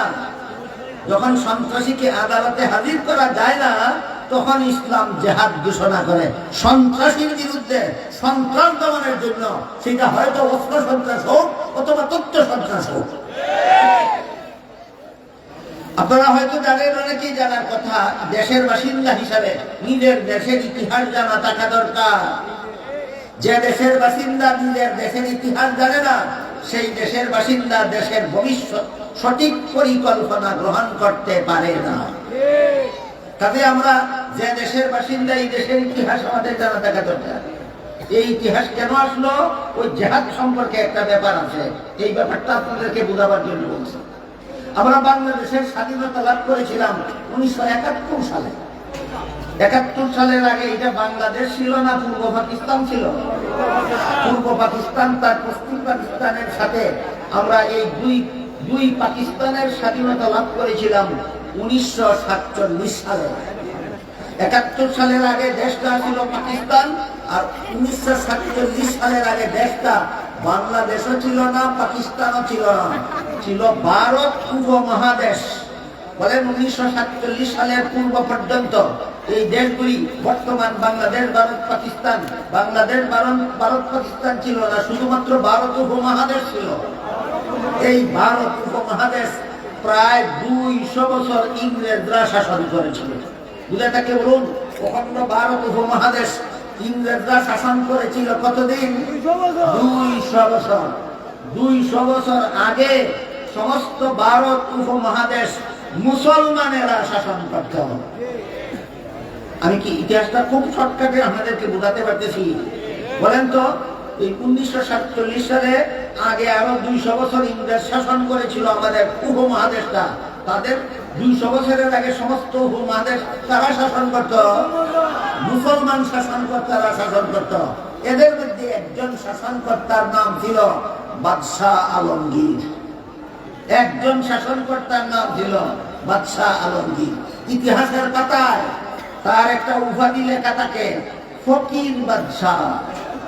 বাদশাহ আলমগীরের উপাধি কি? বাদশাহ, ফকির বাদশাহ। কেন? ইতিহাসে ব্যাখ্যা দেওয়া আছে। ইনি সমগ্র ভারত উপমহাদেশের শাসনকর্তা হয়েও দেশ শাসন আল্লাহর বিধান মতে করতেন। সরকারি তহবিল থেকে কোনো বেতন ভাতা গ্রহণ করতেন না। নিজের হাতে টুপি সেলাই করে পাইকারি বিক্রি করতেন দোকানে, আর এই টুপি বিক্রি করা মুনাফার দ্বারা বাদশাহ আলমগীর নিজের সংসার চালাতেন। এবার আপনারাই বলুন, নিজের হাতে টুপি সেলাই করে বিক্রি করে সংসার চালাইলে রাজার মতো ধন সম্পদ থাকবে বাড়িতে, না ফকিরের মতো অবস্থা? এই জন্য বাদশাহ আলমগীরের উপাধি ইতিহাসে লেখা আছে কি বাদশাহ? ফকির বাদশাহ। বাদশাহ আলমগীরের মরণের দিন 2 টাকা 4 টাকার 8 পয়সা তার সারা জীবনের উপার্জনের তহবিল ছিল।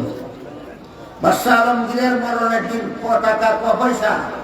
4 টাকা 8 পয়সারে তখন 2 আনা কইতো, 2 আনা। 4 পয়সায় হইতো 1 আনা, 8 পয়সায় 2 আনা। 8 পয়সা 4 টাকা 8 পয়সা তার সারা জীবনের টুপির ব্যবসার তহবিল ছিল। এর দ্বারা বাদশাহ আলমগীরের কাফন দাফনের ব্যবস্থা করা হয়েছিল। আমি কি ইংরেজের 200 বছর শাসন করার আগে একজন মুসলমান শাসনকর্তার সংক্ষিপ্ত পরিচয় আপনাদেরকে দিতে পারলাম? সেই বাদশাহ আলমগীর ভারত উপমহাদেশের বড় বড় বিজ্ঞ মুফতি সাহেবগণের সহযোগিতায় পৃথিবী বিখ্যাত একটা ফতোয়ার কিতাব রচনা করেছেন।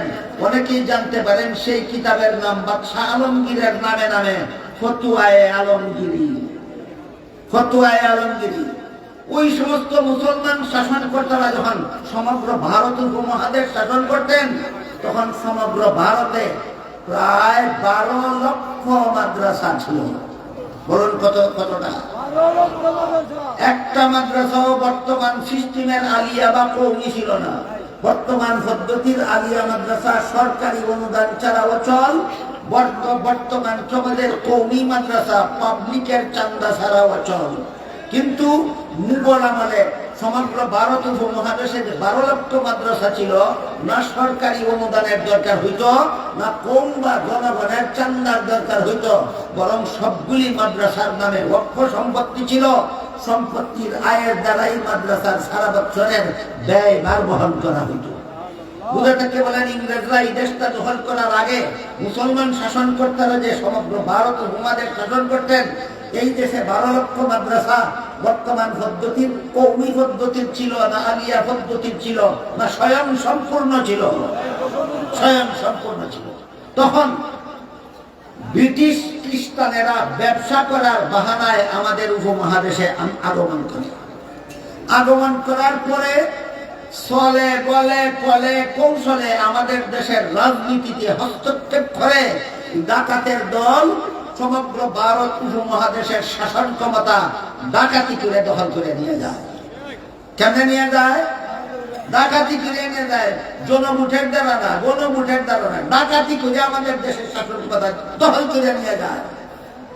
সবগুলি মাদ্রাসা অটোমেটিক সবগুলি মাদ্রাসার সম্পত্তি সরকারিভাবে বাজেয়াপ্ত করে নিয়ে যায়, যে কারণে কিছুদিনের মধ্যে সমস্ত মাদ্রাসা বন্ধ হয়ে গেল।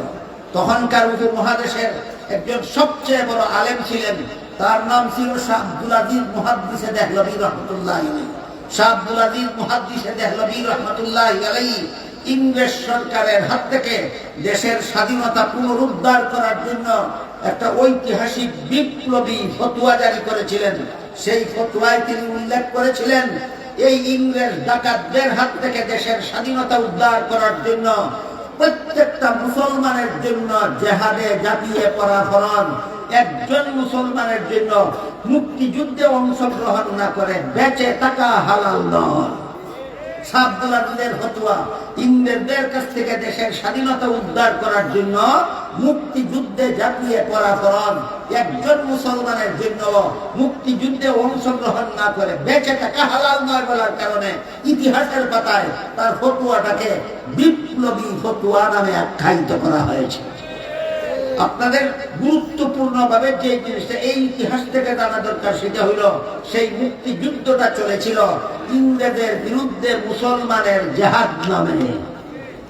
বুঝে দেখে ইংরেজের বিরুদ্ধে উপমহাদেশের মুক্তিযুদ্ধ চলেছিল কিসের নামে? জেহাদের নামে। জেহাদ তো সন্ত্রাস দমনের জন্য হয়। এখানে সন্ত্রাস কি হইল? সন্ত্রাস এই হইল, ওরা ব্রিটেন থেকে দল বেঁধে আসলো, অস্ত্র ব্যবহার করিয়া নিরীহ জনগণকে হত্যা করিয়া ক্ষমতা দখল করলো। বলুন তাহলে এই উপমহাদেশের ক্ষমতা ইংরেজরা কোন রাজনৈতিক পদ্ধতিতে গ্রহণ করেছে না সন্ত্রাসী হামলার মাধ্যমে? তাইলে সন্ত্রাস দমনের ব্যবস্থা হিসাবে ইসলাম কি বিধান দিয়েছিল? জিহাদ। সন্ত্রাস দমনের বিধান ইসলামে কি দেওয়া আছে? জিহাদ। সুতরাং ভারতীয় উপমহাদেশের স্বাধীনতা উদ্ধারের জন্য ইংরেজের বিরুদ্ধে শাহ আব্দুল আজিজের ফতোয়া মতে যে মুক্তিযুদ্ধটা হয়েছিল, ইতিহাসের পাতায় সেটাকে মুক্তিযুদ্ধ লেখা হয়নি, সেটাকে ইংরেজের বিরুদ্ধে মুসলমানের জিহাদ বলা হয়েছে। এমত অবস্থায় শাহ আব্দুল আজিজের ফতোয়ার কারণে তখনকার উপমহাদেশের মুসলমানের সংখ্যা ছিল 10 কোটি আর অমুসলমানদের সংখ্যা ছিল 30 কোটি। এই 30 কোটি অমুসলমানের মধ্যে সিংহভাগ ছিল হিন্দু, আর বাকি অন্যান্য উপজাতি কম, হিন্দুরাই প্রধান। এই জন্য যখন ইংরেজরা দেশের স্বাধীনতা দেশবাসীর হাতে ছেড়ে দেয়, তখন এই সারা উপমহাদেশের 4 ভাগের 3 ভাগ হিন্দুদের জন্য হিন্দুস্তান নামে ছেড়ে দেয়, আর 4 ভাগের 1 ভাগ মুসলমানদের জন্য পাকিস্তান নামে ছেড়ে দেয়। এটা হলো যুদ্ধের ফলাফল। আমি যুদ্ধের প্রাথমিক অবস্থার কিছু কথা আপনাদের শোনাতে চাই। বুঝাটাকে বলুন, ইংরেজদের কাছ থেকে আমাদের স্বাধীনতা উদ্ধারের জন্য মুসলমানদের যে মুক্তিযুদ্ধ চলেছিল, তখন সেটা মুক্তিযুদ্ধ নামে যুদ্ধ হয়েছিল না জিহাদ নামে? জিহাদ শব্দের প্রয়োগটা বৈধ হলো কিভাবে? এরা দল বেঁধে অস্ত্র নিয়ে নিরীহ মানুষের উপর হামলা করে দেশটা দখল করেছিল। সুতরাং ইংরেজদের এই উপমহাদেশ দখল করাটা স্বাভাবিকভাবে হয়েছিল, রাজনৈতিকভাবে হয়েছিল না, সন্ত্রাসী পদ্ধতিতে। এই জন্য সন্ত্রাস দমনের জন্য এই মুক্তিযুদ্ধকে জিহাদ নাম দেওয়া হয়েছিল। জিহাদের নামে চলতেছিল মুক্তিযুদ্ধ। এবার বলেন, তখন সারা উপমহাদেশে মুসলমানের সংখ্যা কতজন ছিল? 10 কোটি, আর অন্যান্যরা ছিল 30 কোটি। একসাথে 10 কোটি মুসলমান একসাথে এই জিহাদ নামের মুক্তিযুদ্ধে অংশগ্রহণ করে। ইংরেজরা যখন দেখলো 10 কোটি মুসলমানের মোকাবেলায় যুদ্ধ করে এই দেশের দখলদারি টিকানো যাবে না, তখন এই মুক্তিযুদ্ধকে বানচাল করার জন্য ইংরেজ কতগুলি অপকৌশল অবলম্বন করেছিল। এর মধ্যে একটা অপকৌশল হলো যে এদের ধর্মীয় নেতা আব্দুল আজিজ মুহাদ্দিসে ফতোয়া দিছে জিহাদের নামে মুক্তিযুদ্ধ করা ফরজ। এই জিহাদ, ইসলাম ধর্মে জিহাদ সম্পর্কে নবী বলে গেছেন, আল জিহাদু মাদিন ইলা ইয়াউমিল কিয়ামা। ইসলামের জিহাদ বিধান কিয়ামত পর্যন্ত বলবৎ থাকবে। কাজেই মুসলমানের নবী যেহেতু কিয়ামত পর্যন্ত জিহাদের বিধান বলবৎ থাকবে বলে গেছে, কাজেই এক নবীর ধর্মের প্রচলিত বিধান আরেক নবী ছাড়া রহিত করার কোন ব্যবস্থা কোন ধর্মের বিধানে নাই। কাজেই ইসলামের আমাদের বিরুদ্ধে মুক্তিযুদ্ধ বন্ধ করতে হইলে ইসলামের জিহাদ বন্ধ করতে হবে, আর ইসলামের জিহাদ বন্ধ করতে হইলে আরেকজন নূতন মানুষকে নবী বানাতে হবে। কারণ এক নবীর ধর্মের বিধান উম্মতে রহিত করতে পারে না নূতন কোন নবী আসলে রহিত করতে পারে? আপনারা কি বুঝলেন বলুন? এক নবীর ধর্মের মধ্যে যে বিধান চালু করে গেলেন, এই বিধান কোন উম্মতে রহিত করতে পারে না? নবীর আগের নবীর কোন বিধান রহিত করতে হলে আরেকজন নূতন নবীর দরকার হয়, নূতন নবীর দরকার হয়। এই সূত্রে ইংরেজেরা গোলাম আহমদ কাদিয়ানীকে নবী সাজায়। তাদের একজন নূতন নবীর দরকার ছিল, যে নবী বলবেন ইসলামের জিহাদ বিধান রহিত, ইসলামের জিহাদ বিধান রহিত করার জন্য গোলাম আহমদ কাদিয়ানীকে ইংরেজরা দালাল হিসাবে গ্রহণ করে এবং সে অজস্র বই পুস্তক লেখে। এর মধ্যে একটা বইয়ের নাম ছিল গভর্নমেন্ট কি তাওয়াজ্জুহ কে লায়েক। এই বইয়ে গোলাম আহমদ কাদিয়ানী শাহ আব্দুল আজিজ মুহাদ্দিসে দেহলভীর ফতোয়ার বিরুদ্ধে একটা পাল্টা ফতোয়াবাদী করেছিল। সেটাতে ফতোয়াবাদী করেছিল ইংরেজ সরকারের বিরুদ্ধে জিহাদ করা হারাম। শাহ আব্দুল আজিজ ফতোয়া দিলেন জিহাদ করা ফরজ। গোলাম আহমদ কাদিয়ানী ফতোয়া দিল না ফতোয়াবাজি করলো? ফতোয়াবাজি করলো, জিহাদ করা হারাম। এখানে আমরা 1 মিনিটে জিহাদ ফতোয়া আর ফতোয়াবাজিতে বেশ কম কিছু বুঝে নেই। আল্লাহর সঠিক বিধান বলে দেওয়ার নাম ফতোয়া, আল্লাহর সঠিক বিধান বলে দেওয়ার নাম ফতোয়া। আর আল্লাহর বিধান নিয়ে তামাশা করার নাম ফতুয়াবাজি। আল্লাহর বিধান নিয়ে তামসা করার নাম ফতুয়াবাজি। এবার বলেন ফতুয়া আর ফতুয়াবাজি চিনে থাকলে শাহ আব্দুল আজিজ কি দিয়েছিলেন? ফতুয়া। গোলাম আহমদ কাদিয়ানীর বিরুদ্ধে কি করলো? ফতুয়াবাজি। সে বলল ইংরেজ সরকারের বিরুদ্ধে জিহাদ করা হারাম। এখন তো প্রশ্ন আসে স্বাভাবিক যে মুহাম্মদুর রাসূলুল্লাহ বলে গেছেন কিয়ামত পর্যন্ত জিহাদ বিধান বলবৎ থাকবে, সুতরাং এক নবীর বিধান রহিত করার জন্য কোন উম্মতে তো রহিত করতে পারে না। এই জন্য ইংরেজরা গোলাম আহমদ কাদিয়ানীর নূতন নবী সাজাইছে, যেন বলতে পারে আমি নবী হইয়া, আমি নূতন নবী হইয়া পুরান নবীর ধর্মের জিহাদ বিধান রহিত করলাম। এই চক্রান্তে ইংরেজ সরকার গোলাম আহমদ কাদিয়ানীকে নবী সাজিয়েছিল।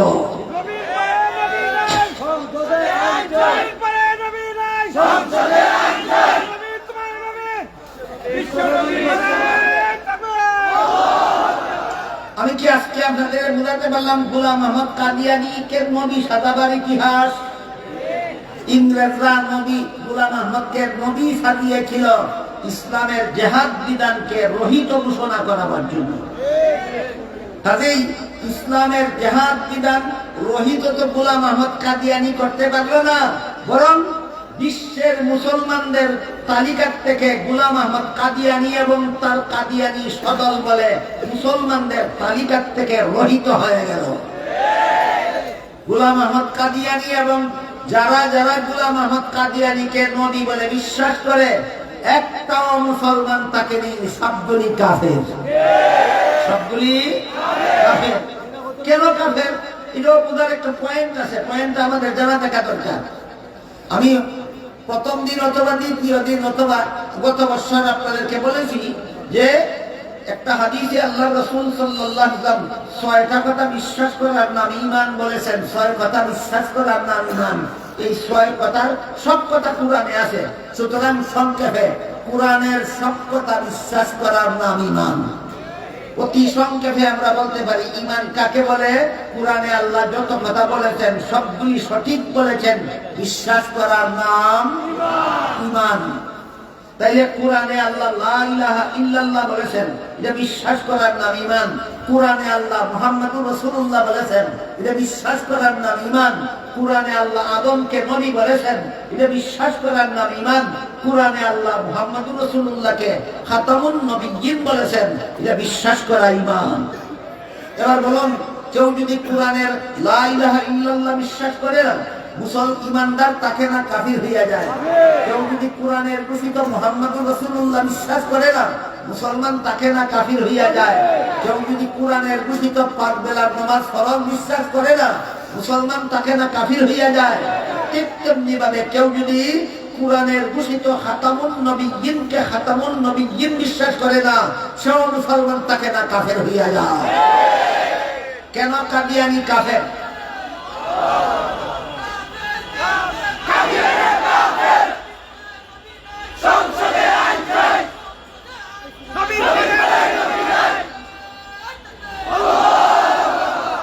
আমি আপনাদের স্লোগানটার সাথে একমত। নবীর পরে নবী নাই, সংসদে আইন চাই। আপনারা যা চাইছেন দ্বিমত আছে নি কেউ? আপনাদের সকলের সাথে আমিও একমত। কিন্তু দুঃখজনক ব্যাপার হইল বাংলাদেশের গদিতে যারা যায়, যাওয়ার আগেও বলে না কাদিয়ানীকেও মুসলিম ঘোষণা দিব, যাওয়ার পরেও কাদিয়ানীকেও মুসলিম ঘোষণা করা দাবি মানে না। কাজেই এদের রাজনীতি আর এদের গদি দখল আপনাদের ধর্মের জন্য নয়। এদের রাজনীতি আর এদের গদি দখল হইল সরিষার তেল বের করার জন্য। সরিষার তেল এমনি বের হয় না, মেশিনের চিপায় ফেলাইয়া বের করতে হয়। এই হইল এদের রাজনীতির কারণ, এই হইল এদের গদি দখলের কারণ।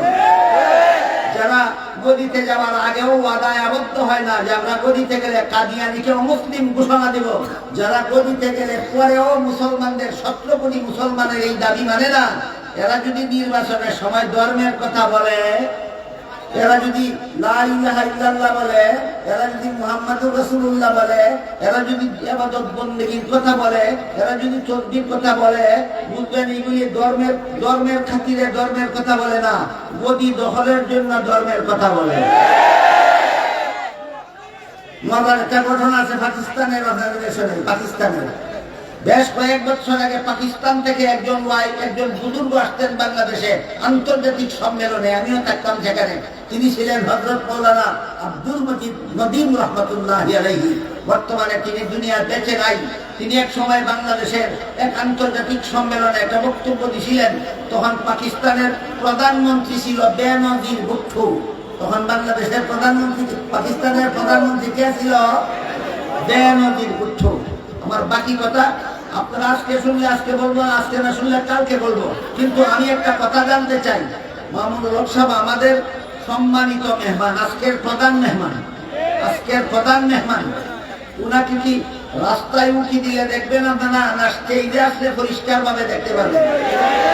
স্টেজে তো পরিষ্কার ভাবে আপনারাও দেখবেন, আমরাও দেখবো। স্টেজে পৌঁছার আগে রাস্তায় উঠি মারলে উনাকেও দেখবেন না, আমার কথাও শুনবেন না, লাভটা কি হবে?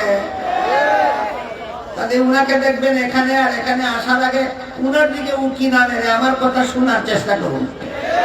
আমি আগেই বলেছি, আজকে বলার সুযোগ থাকলে আজকে বলবো, আজকে বলার সুযোগ না থাকলে আগামীকাল বলবো। এই আব্দুল মজিদ নদীম সাহেব যখন বাংলাদেশে এসেছিলেন, তখন পাকিস্তানের প্রধানমন্ত্রী ছিল বেনজির ভুট্টো। এই বেনজির ভুট্টোকে একবার দেখা গেল নির্বাচনের আগে মাথায় পট্টি বেঁধে হাতে তসবিহ নিয়ে দানা টানে। মাথায় কি বেঁধে? মাথায় পট্টি বেঁধে হাতে তসবিহ নিয়ে দানা গনে, বোঝা যায় তসবিহ পড়ে। একজন আলেম বেনজির ভুট্টোকে তসবিহ পড়তে দেখে জিজ্ঞাসা করলেন, আজকে এখন নির্বাচন সামনে নিয়ে আপনি কিসের তসবিহ পড়েন? বেনজির ভুট্টো কয়, আয়াতুল কুরসির তসবিহ পড়ি। আলেম জিজ্ঞাসা করলেন, আয়াতুল কুরসি তো অনেক লম্বা, আপনি এত তাড়াতাড়ি পড়েন কেমনে? কয়, শর্টকাট করে নিয়েছি। আলেম জিজ্ঞাসা করলেন, এত লম্বা আয়াতে তুমি কেমনে শর্টকাট করছো? কয়, আয়াতুল কুরসির মধ্যে একটা শব্দ আছে কুরসি, এর অর্থ হইল গদি। এই শব্দটাই আমি রফি আগের কথা পরের কথা বাদ দিয়া শুধু বলি, শুধু তসবিহ পড়ি, কুরসি কুরসি কুরসি কুরসি কুরসি কুরসি, এর অর্থ হইল গদি গদি গদি গদি। এবার বুঝে থাকতে বলেন, নির্বাচনের আগে যদি বেনজির ভুট্টো তসবিহ পড়ে, যে কোরআনের তসবিহ না গদির তসবিহ? তেমনি ভাবে বাংলাদেশে নির্বাচন আসার আগেও যারা কাদিয়ানীকে অমুসলিম ঘোষণার ওয়াদা করে না, গদিতে গেলে পরেও কাদিয়ানীদের অমুসলিম ঘোষণা করে না, এরা যদি নির্বাচনের আগে ধর্মের কথা বলে, বুঝে নিতে হবে বেনজির ভুট্টোর মতো তসবিহ পড়ে।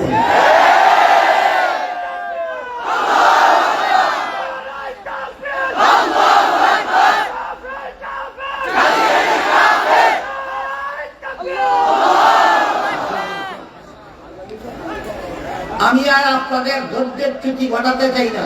আমাদের আজকের প্রধান মেহমান ঢাকা থেকে আগত হযরত আল্লামা মামুনুল হক দামাত বারাকাতুহুম মাদ্রাসার দপ্তরে অপেক্ষায় আছেন। আমি শেষ করব, আপনি তসবিহ আনবেন, আপনারা তাকে দেখবেন, তার বয়ান শুনবেন। আল্লাহ আজকের মতো আমাদের সবাইকে তার সফল বয়ান থেকে উপকৃত হওয়ার সৌভাগ্য দান করুন।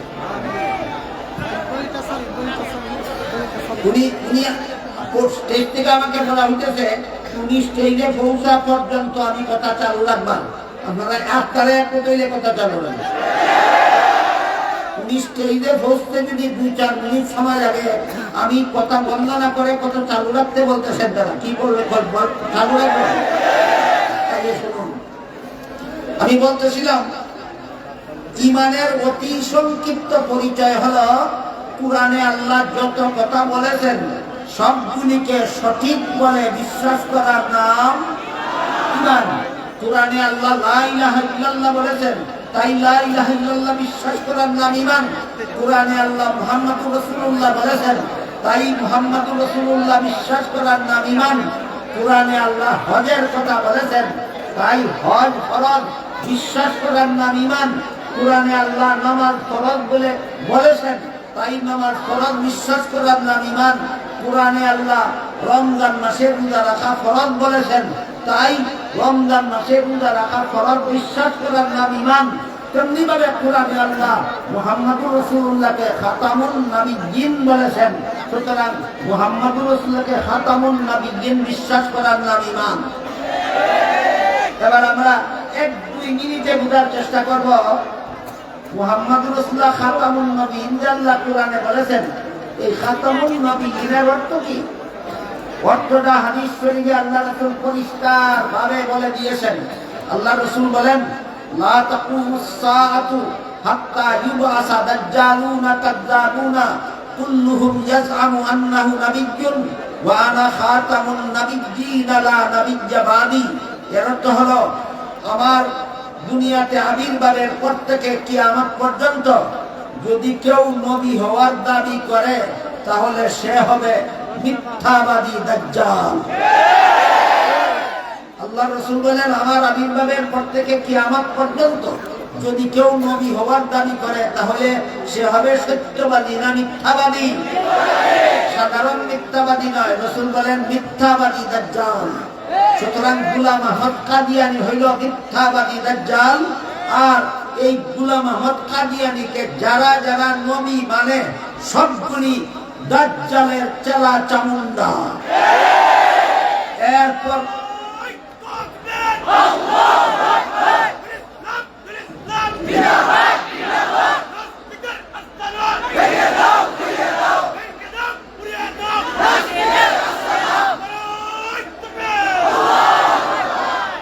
এরপরে হাদিসের শেষের অংশে রাসূল বলেন, আমার পরবর্তী কেউ নবী হওয়ার দাবি করলে মিথ্যাবাদী দাজ্জাল হবে। কেন? তার কারণ হলো আল্লাহ যে কোরআনে আমাকে খাতামুন নবিয়্যিন উপাধি দিয়েছেন, এই খাতামুন নবিয়্যিন কথার অর্থ হইল, উপাধিটার অর্থ হইল আমার পরে আর কোন নবী নাই।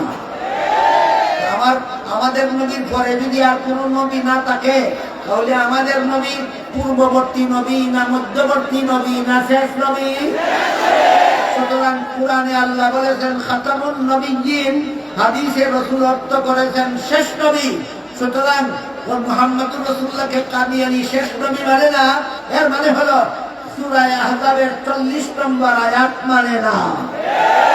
কোরআনের কোন একটা আয়াত যে মানে না সে আর মুসলমান থাকে না। আমি কি আপনাদের বোঝাতে পারলাম কাদিয়ানী কেন কাফির? কোরআনের একটা আয়াত মানে না। কোন আয়াতটা? সূরা আহজাবের 40 নম্বর আয়াত, যেখানে আল্লাহ আমাদের নবীকে খাতামুন নবিয়্যিন উপাধি দিয়েছেন। এই আয়াতটা না মানার কারণে কাদিয়ানী মুসলমান নয়, কাদিয়ানী কাফের হয়ে গেছে। আপনাদের মধ্যে একটা অস্থিরতা দেখা যাইতেছে, অস্থিরতার ভিতর দিয়ে কথা চলে না। এর থেকে আমি মনে করি তারানায় দারুল উলুম পড়তেছিল ছেলেরা, এটা পড়তেছেন, মানুষ একটু মনোযোগে শুনবে। আর মেহমান তো আমাদের কাছেই আছেন, মেহমান এই কয়েক মিনিটের মধ্যেই আপনাদের সামনে আসবেন। যেহেতু আপনাদের মন অস্থির এই অবস্থায় কথা বললে শুনবেনও না, বুঝবেনও না। একটা নাচ শুনেন, তারানা শুনেন, মজা লাগবে, মনোযোগে শুনতে পারবেন।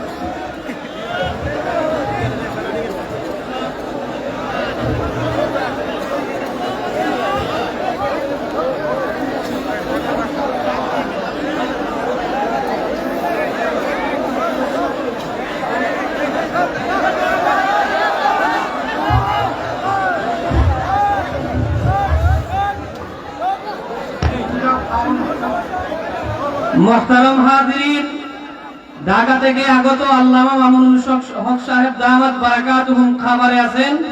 খাবার খেতে যতটুকু সময় লাগে এরপরে উনি চলে আসবেন। আপনারা মেহেরবানি করে শান্ত হন, অশৃঙ্খল হবেন না, পরিবেশ নষ্ট হয়ে যাবে। সকলের কাছে আমি অনুরোধ জানাচ্ছি, কেউ হইহুল্লোড় করবেন না, পরিবেশ নষ্ট করবেন না। ইনশাআল্লাহ উনি 10-15 মিনিটের ভিতরে চলে আসবেন স্টেজে।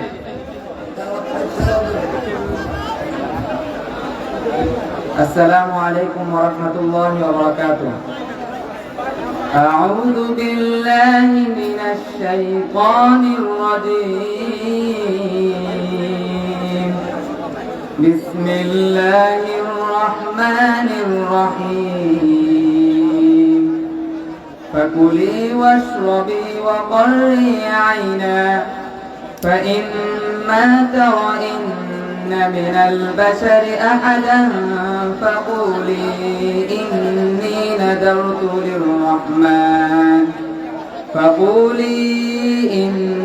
نذرت للرحمن صوما فلن أكلم اليوم إنسيا فأتت به قومها تحمله قالوا يا مريم قد جئت شيئا فريا يا أخت هارون ما كان أبوك امرأ سوء وما كانت أمك بغيا صدق الله العظيم.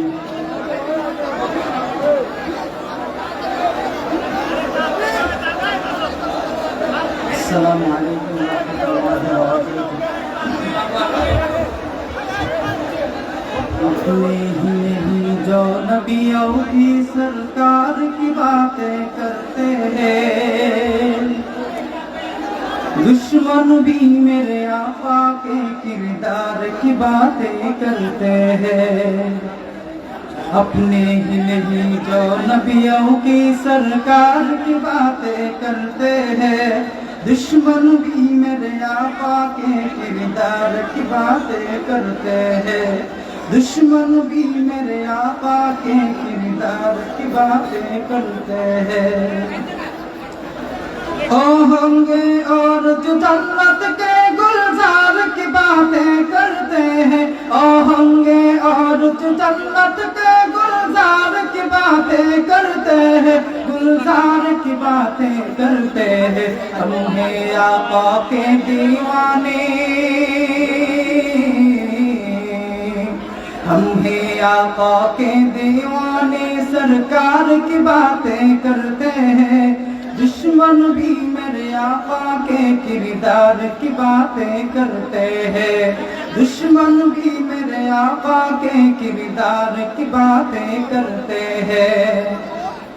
ये शौक मुझे मजबूर करे मैं उनके नाम पे बिक जाऊं, ये शौक मुझे मजबूर करे मैं उनके नाम पे बिक जाऊं, मैं उनके नाम पे बिक जाऊं। जब लोग कहीं भी तौबा के,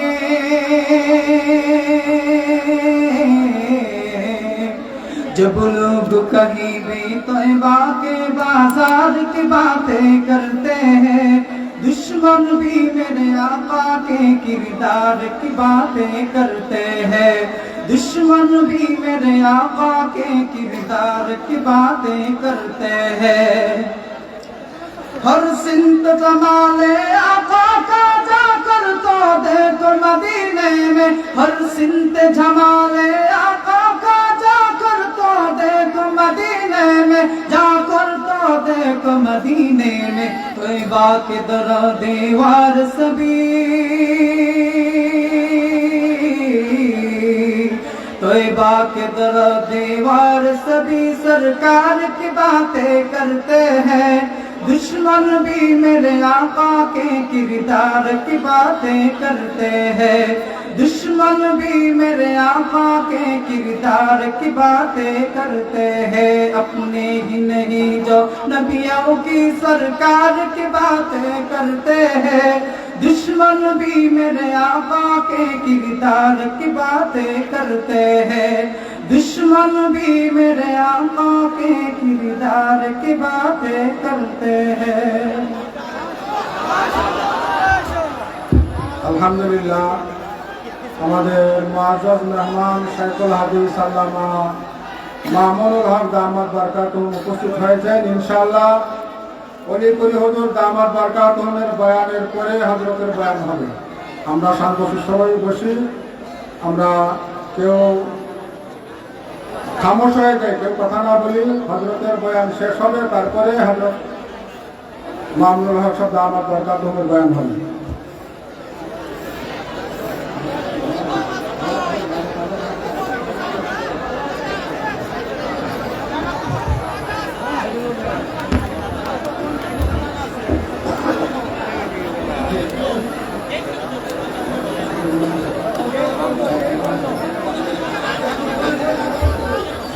আসসালামু আলাইকুম ওয়া রাহমাতুল্লাহি ওয়া বারাকাতুহু। কি হবে বেঁচে থেকে, কি হবে বেঁচে থেকে অযথা বিদ্যা শিখে যদি না গড়তে পারো শোষণবিহীন সমাজটাকে? কি হবে বেঁচে থেকে, কি হবে বেঁচে থেকে? কি হবে ছাত্র সেজে চমুখে তরুদ খেলাও যদি হয় বিদ্যা ওইটা প্রতি তাদের আড্ডাটানা? কি হবে ছাত্র সেজে চমুখে তরুদ খেলাও যদি হয় বিদ্যা ওইটা প্রতি তাদের আড্ডাটানা? এর যে মরাই ভালো দেশ ছেড়ে যাওয়াই ভালো, এর যে মরাই ভালো দেশ ছেড়ে যাওয়াই ভালো। কি হবে দুকা দিয়ে বিবেকটাকে, কি হবে দুকা দিয়ে বিবেকটাকে? কি হবে বেঁচে থেকে অযথা বিদ্যা শিখে যদি না গড়তে পারো শোষণবিহীন সমাজটাকে? কি হবে বেঁচে থেকে, কি হবে বেঁচে থেকে? কি হবে আলেমা হয়ে ইমাম সেজে সমাজতে আর যদি সত্য কথা উচ্চ সুরে না বলিতে? কি হবে আলেমা হয়ে ইমাম সেজে সমাজতে আর যদি সত্য কথা উচ্চ সুরে না বলিতে? চাকরি বই করো যদি ছেড়ে দাও ওই না গদি, চাকরি বই করো যদি ছেড়ে দাও ওই না গতি। কি হবে দুকা দিয়ে আল্লাহকে, কি হবে দুকা দিয়ে আল্লাহকে? কি হবে বেঁচে থেকে অযথা বিদ্যা শিখে যদি না গড়তে পারো শোষণবিহীন সমাজটাকে? কি হবে বেঁচে থেকে? কি হবে যুবক নামের পূজা বয়ে দৌড়াতে যেখানে মা বোনেরা দর্শিত হয়ে দিনে রাতে? কি হবে যুবক নামের পূজা বয়ে দৌড়াতে যেখানে মা বোনেরা দর্শিত হয়ে দিনে রাতে? যৌবনের সার্থকতা খুঁজবে সকল ব্যথা, যৌবনের সার্থকতা খুঁজবে সকল ব্যথা। আর যদি বলি দিতে পশু নামক পশুটাকে, আর যদি বলি দিতে মানুষ নামক পশুটাকে? কি হবে বেঁচে থেকে অযথা বিদ্যা শিখে যদি না গড়তে পারো শোষণবিহীন সমাজটাকে? কি হবে বেঁচে থেকে, কি হবে বেঁচে থেকে? কি হবে শেষ নবীর উম্মত বলে দাবি করে যদি ওই নবীর ছিয়ার কাদিয়ানীরা দখল করে? কি হবে শেষ নবীর উম্মত বলে দাবি করে যদি ওই নবীর ছিয়ার কাদিয়ানীরা দখল করে? নবীজির জন্ম যদি রক্তের বহে নদী, নবীজির জন্ম যদি রক্তের বহে নদী, তবুও হটব না এ দাবি থেকে, তবুও হটব না এ দাবি থেকে। কি হবে বেঁচে থেকে, কি হবে বেঁচে থেকে অযথা বিদ্যা শিখে যদি না গড়তে পারো শোষণবিহীন সমাজটাকে? কি হবে বেঁচে থেকে, কি হবে বেঁচে থেকে, কি হবে বেঁচে থেকে?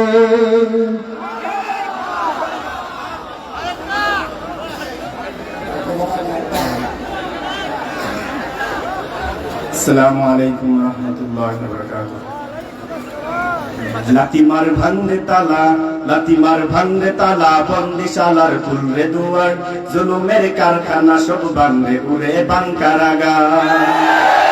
লাতিমার ভাঙরে তালা, লাতিমার ভাঙরে তালা, বন্দিশালার খুলরে দুয়ার, জুলুমের কারখানা সব ভাঙরে উড়ে বাঙ্কারাগার, জুলুমের কারখানা সব ভাঙরে উড়ে বাঙ্কারাগার।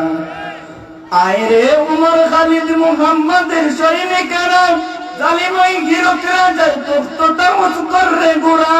ঠিক না? আয়রে উমর খালিদ মুহাম্মাদের সৈনিকেরা, জালিম ওই গিরক রাজার তখ্তটা উঁচু করে গোড়া। জেলে দে অনর শিকা মীর জাফরের সিংহাসনে, বিন্যাসী বেবিতালালের টাই হবে না এই বতনে। তুলো রে আওয়াজ তুলো লা ইলাহা ইল্লাল্লাহ। লাতিমার ভাঙরে তালা, লাতিমার ভাঙরে তালা, বন্দিশালার খুলরে দুয়ার, জুলুমের কারখানা সব ভাঙরে উড়ে ভাঙ্কারাগার। লাতিমার ভাঙরে তালা, লাতিমার ভাঙরে তালা, বন্দিশালার খুলরে দুয়ার, জুলুমের কারখানা সব ভাঙরে উড়ে বাঙ্কারাগার। জুলুমের অত্যাচারে মরছি কেন আজ বন্দি প্রয়োজনে রাজপথে ফির যাক পরে যাক রক্ত নদী জালিমের অত্যাচারে মরছি কেন আজ বন্দি প্রয়োজনে রাজপথে ফির যাক পরে যাক রক্ত নদী জ্বালাতে অনর শিকা মির্জাফরের সিংহাসনে বিন্দেশি পেট দালালের কাই হবে না এই মতনে জুলুমের বদ্ধ করে তাকবে কত আর লাতিমার ভাঙবে তালা লাতিমার ভাঙবে তালা বন্দিশালার খুলরে দুয়ার জুলুমের কারখানা সব ভাঙবে উড়ে বাঙ্কারাগার লাতিমার ভাঙবে তালা লাতিমার ভাঙবে তালা বন্দিশালার খুলরে দুয়ার জুলুমের কারখানা সব ভাঙবে উড়ে বাঙ্কারাগার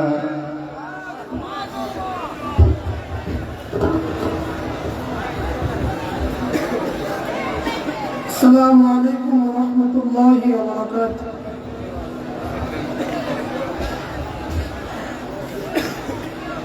उनके लिए मैं जिंदा रहूंगा उनके लिए मर जाऊंगा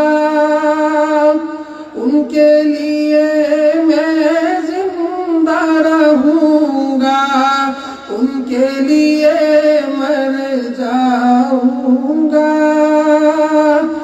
जोर लगा ले तू ए दुनिया तेरे हाथ न आऊंगा जोर लगा ले तू ए दुनिया तेरे हाथ न आऊंगा उनके लिए मैं जिंदा रहूंगा उनके लिए मर जाऊंगा मोतियों जैसे आंसू मैंने रोक रखे आँखों में मोतियों जैसे आंसू मैंने रोक रखे हैं आँखों में ये आंसू में रोज़ात हर पर जाकर बरसाऊंगा ये आंसू में रोज़ात हर पर जाकर बरसाऊंगा उनके लिए मैं जिंदा रहूंगा उनके लिए मर जाऊंगा मेरे आका मेरे मौला वादा है इंशाअल्लाह मेरे आका मेरे मौला वादा है इंशाअल्लाह मेरे प्यारे कमली वाले मेरे प्यारे कमली वाले मैं तेरे गुण गाऊंगा मेरे प्यारे कमली वाले मैं तेरे गुण गाऊंगा उनके लिए मैं जिंदा रहूंगा उनके लिए मर जाऊंगा जोर लगा ले तू ए दुनिया तेरे हाथ न आऊंगा दुनिया मुझको पागल समझे मैं क्या जानूं दुनिया को दुनिया मुझको पागल समझे मैं क्या जानूं दुनिया को मेरे प्यारे कमली वाले मैं तेरे गुण गाऊंगा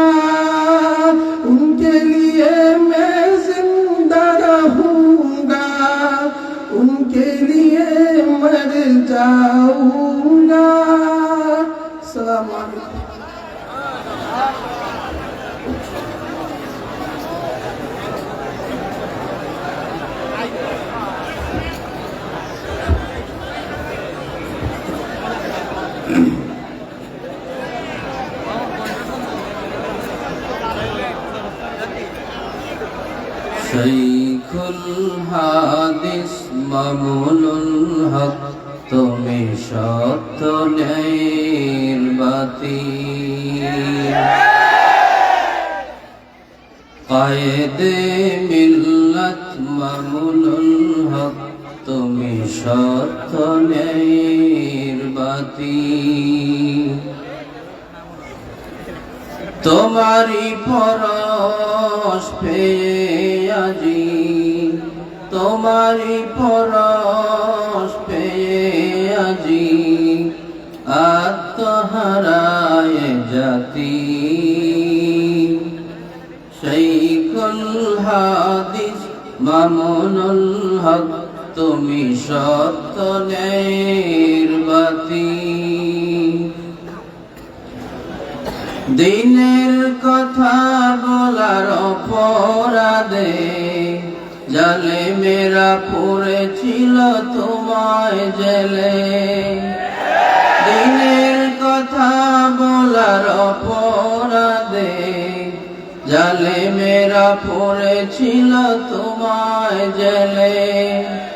তোমার দুঃখ সহা যায় না, ছিলাম যেন মোরা পিতৃহারা। আজি সকলে পরশে তোমার, আজি সকলে পরশে তোমার। ব্যথা বেদনায় ভুলে গিয়েছি, শাইখুল হাদিস মামুনুল হক তুমি সত্য ন্যায়ের বাতি।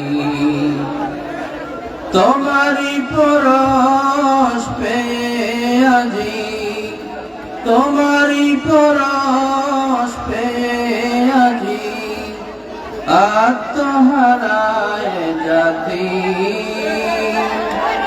শাইখুল হাদিস মামুনুল হক তুমি সত্য ন্যায়ের বাতি।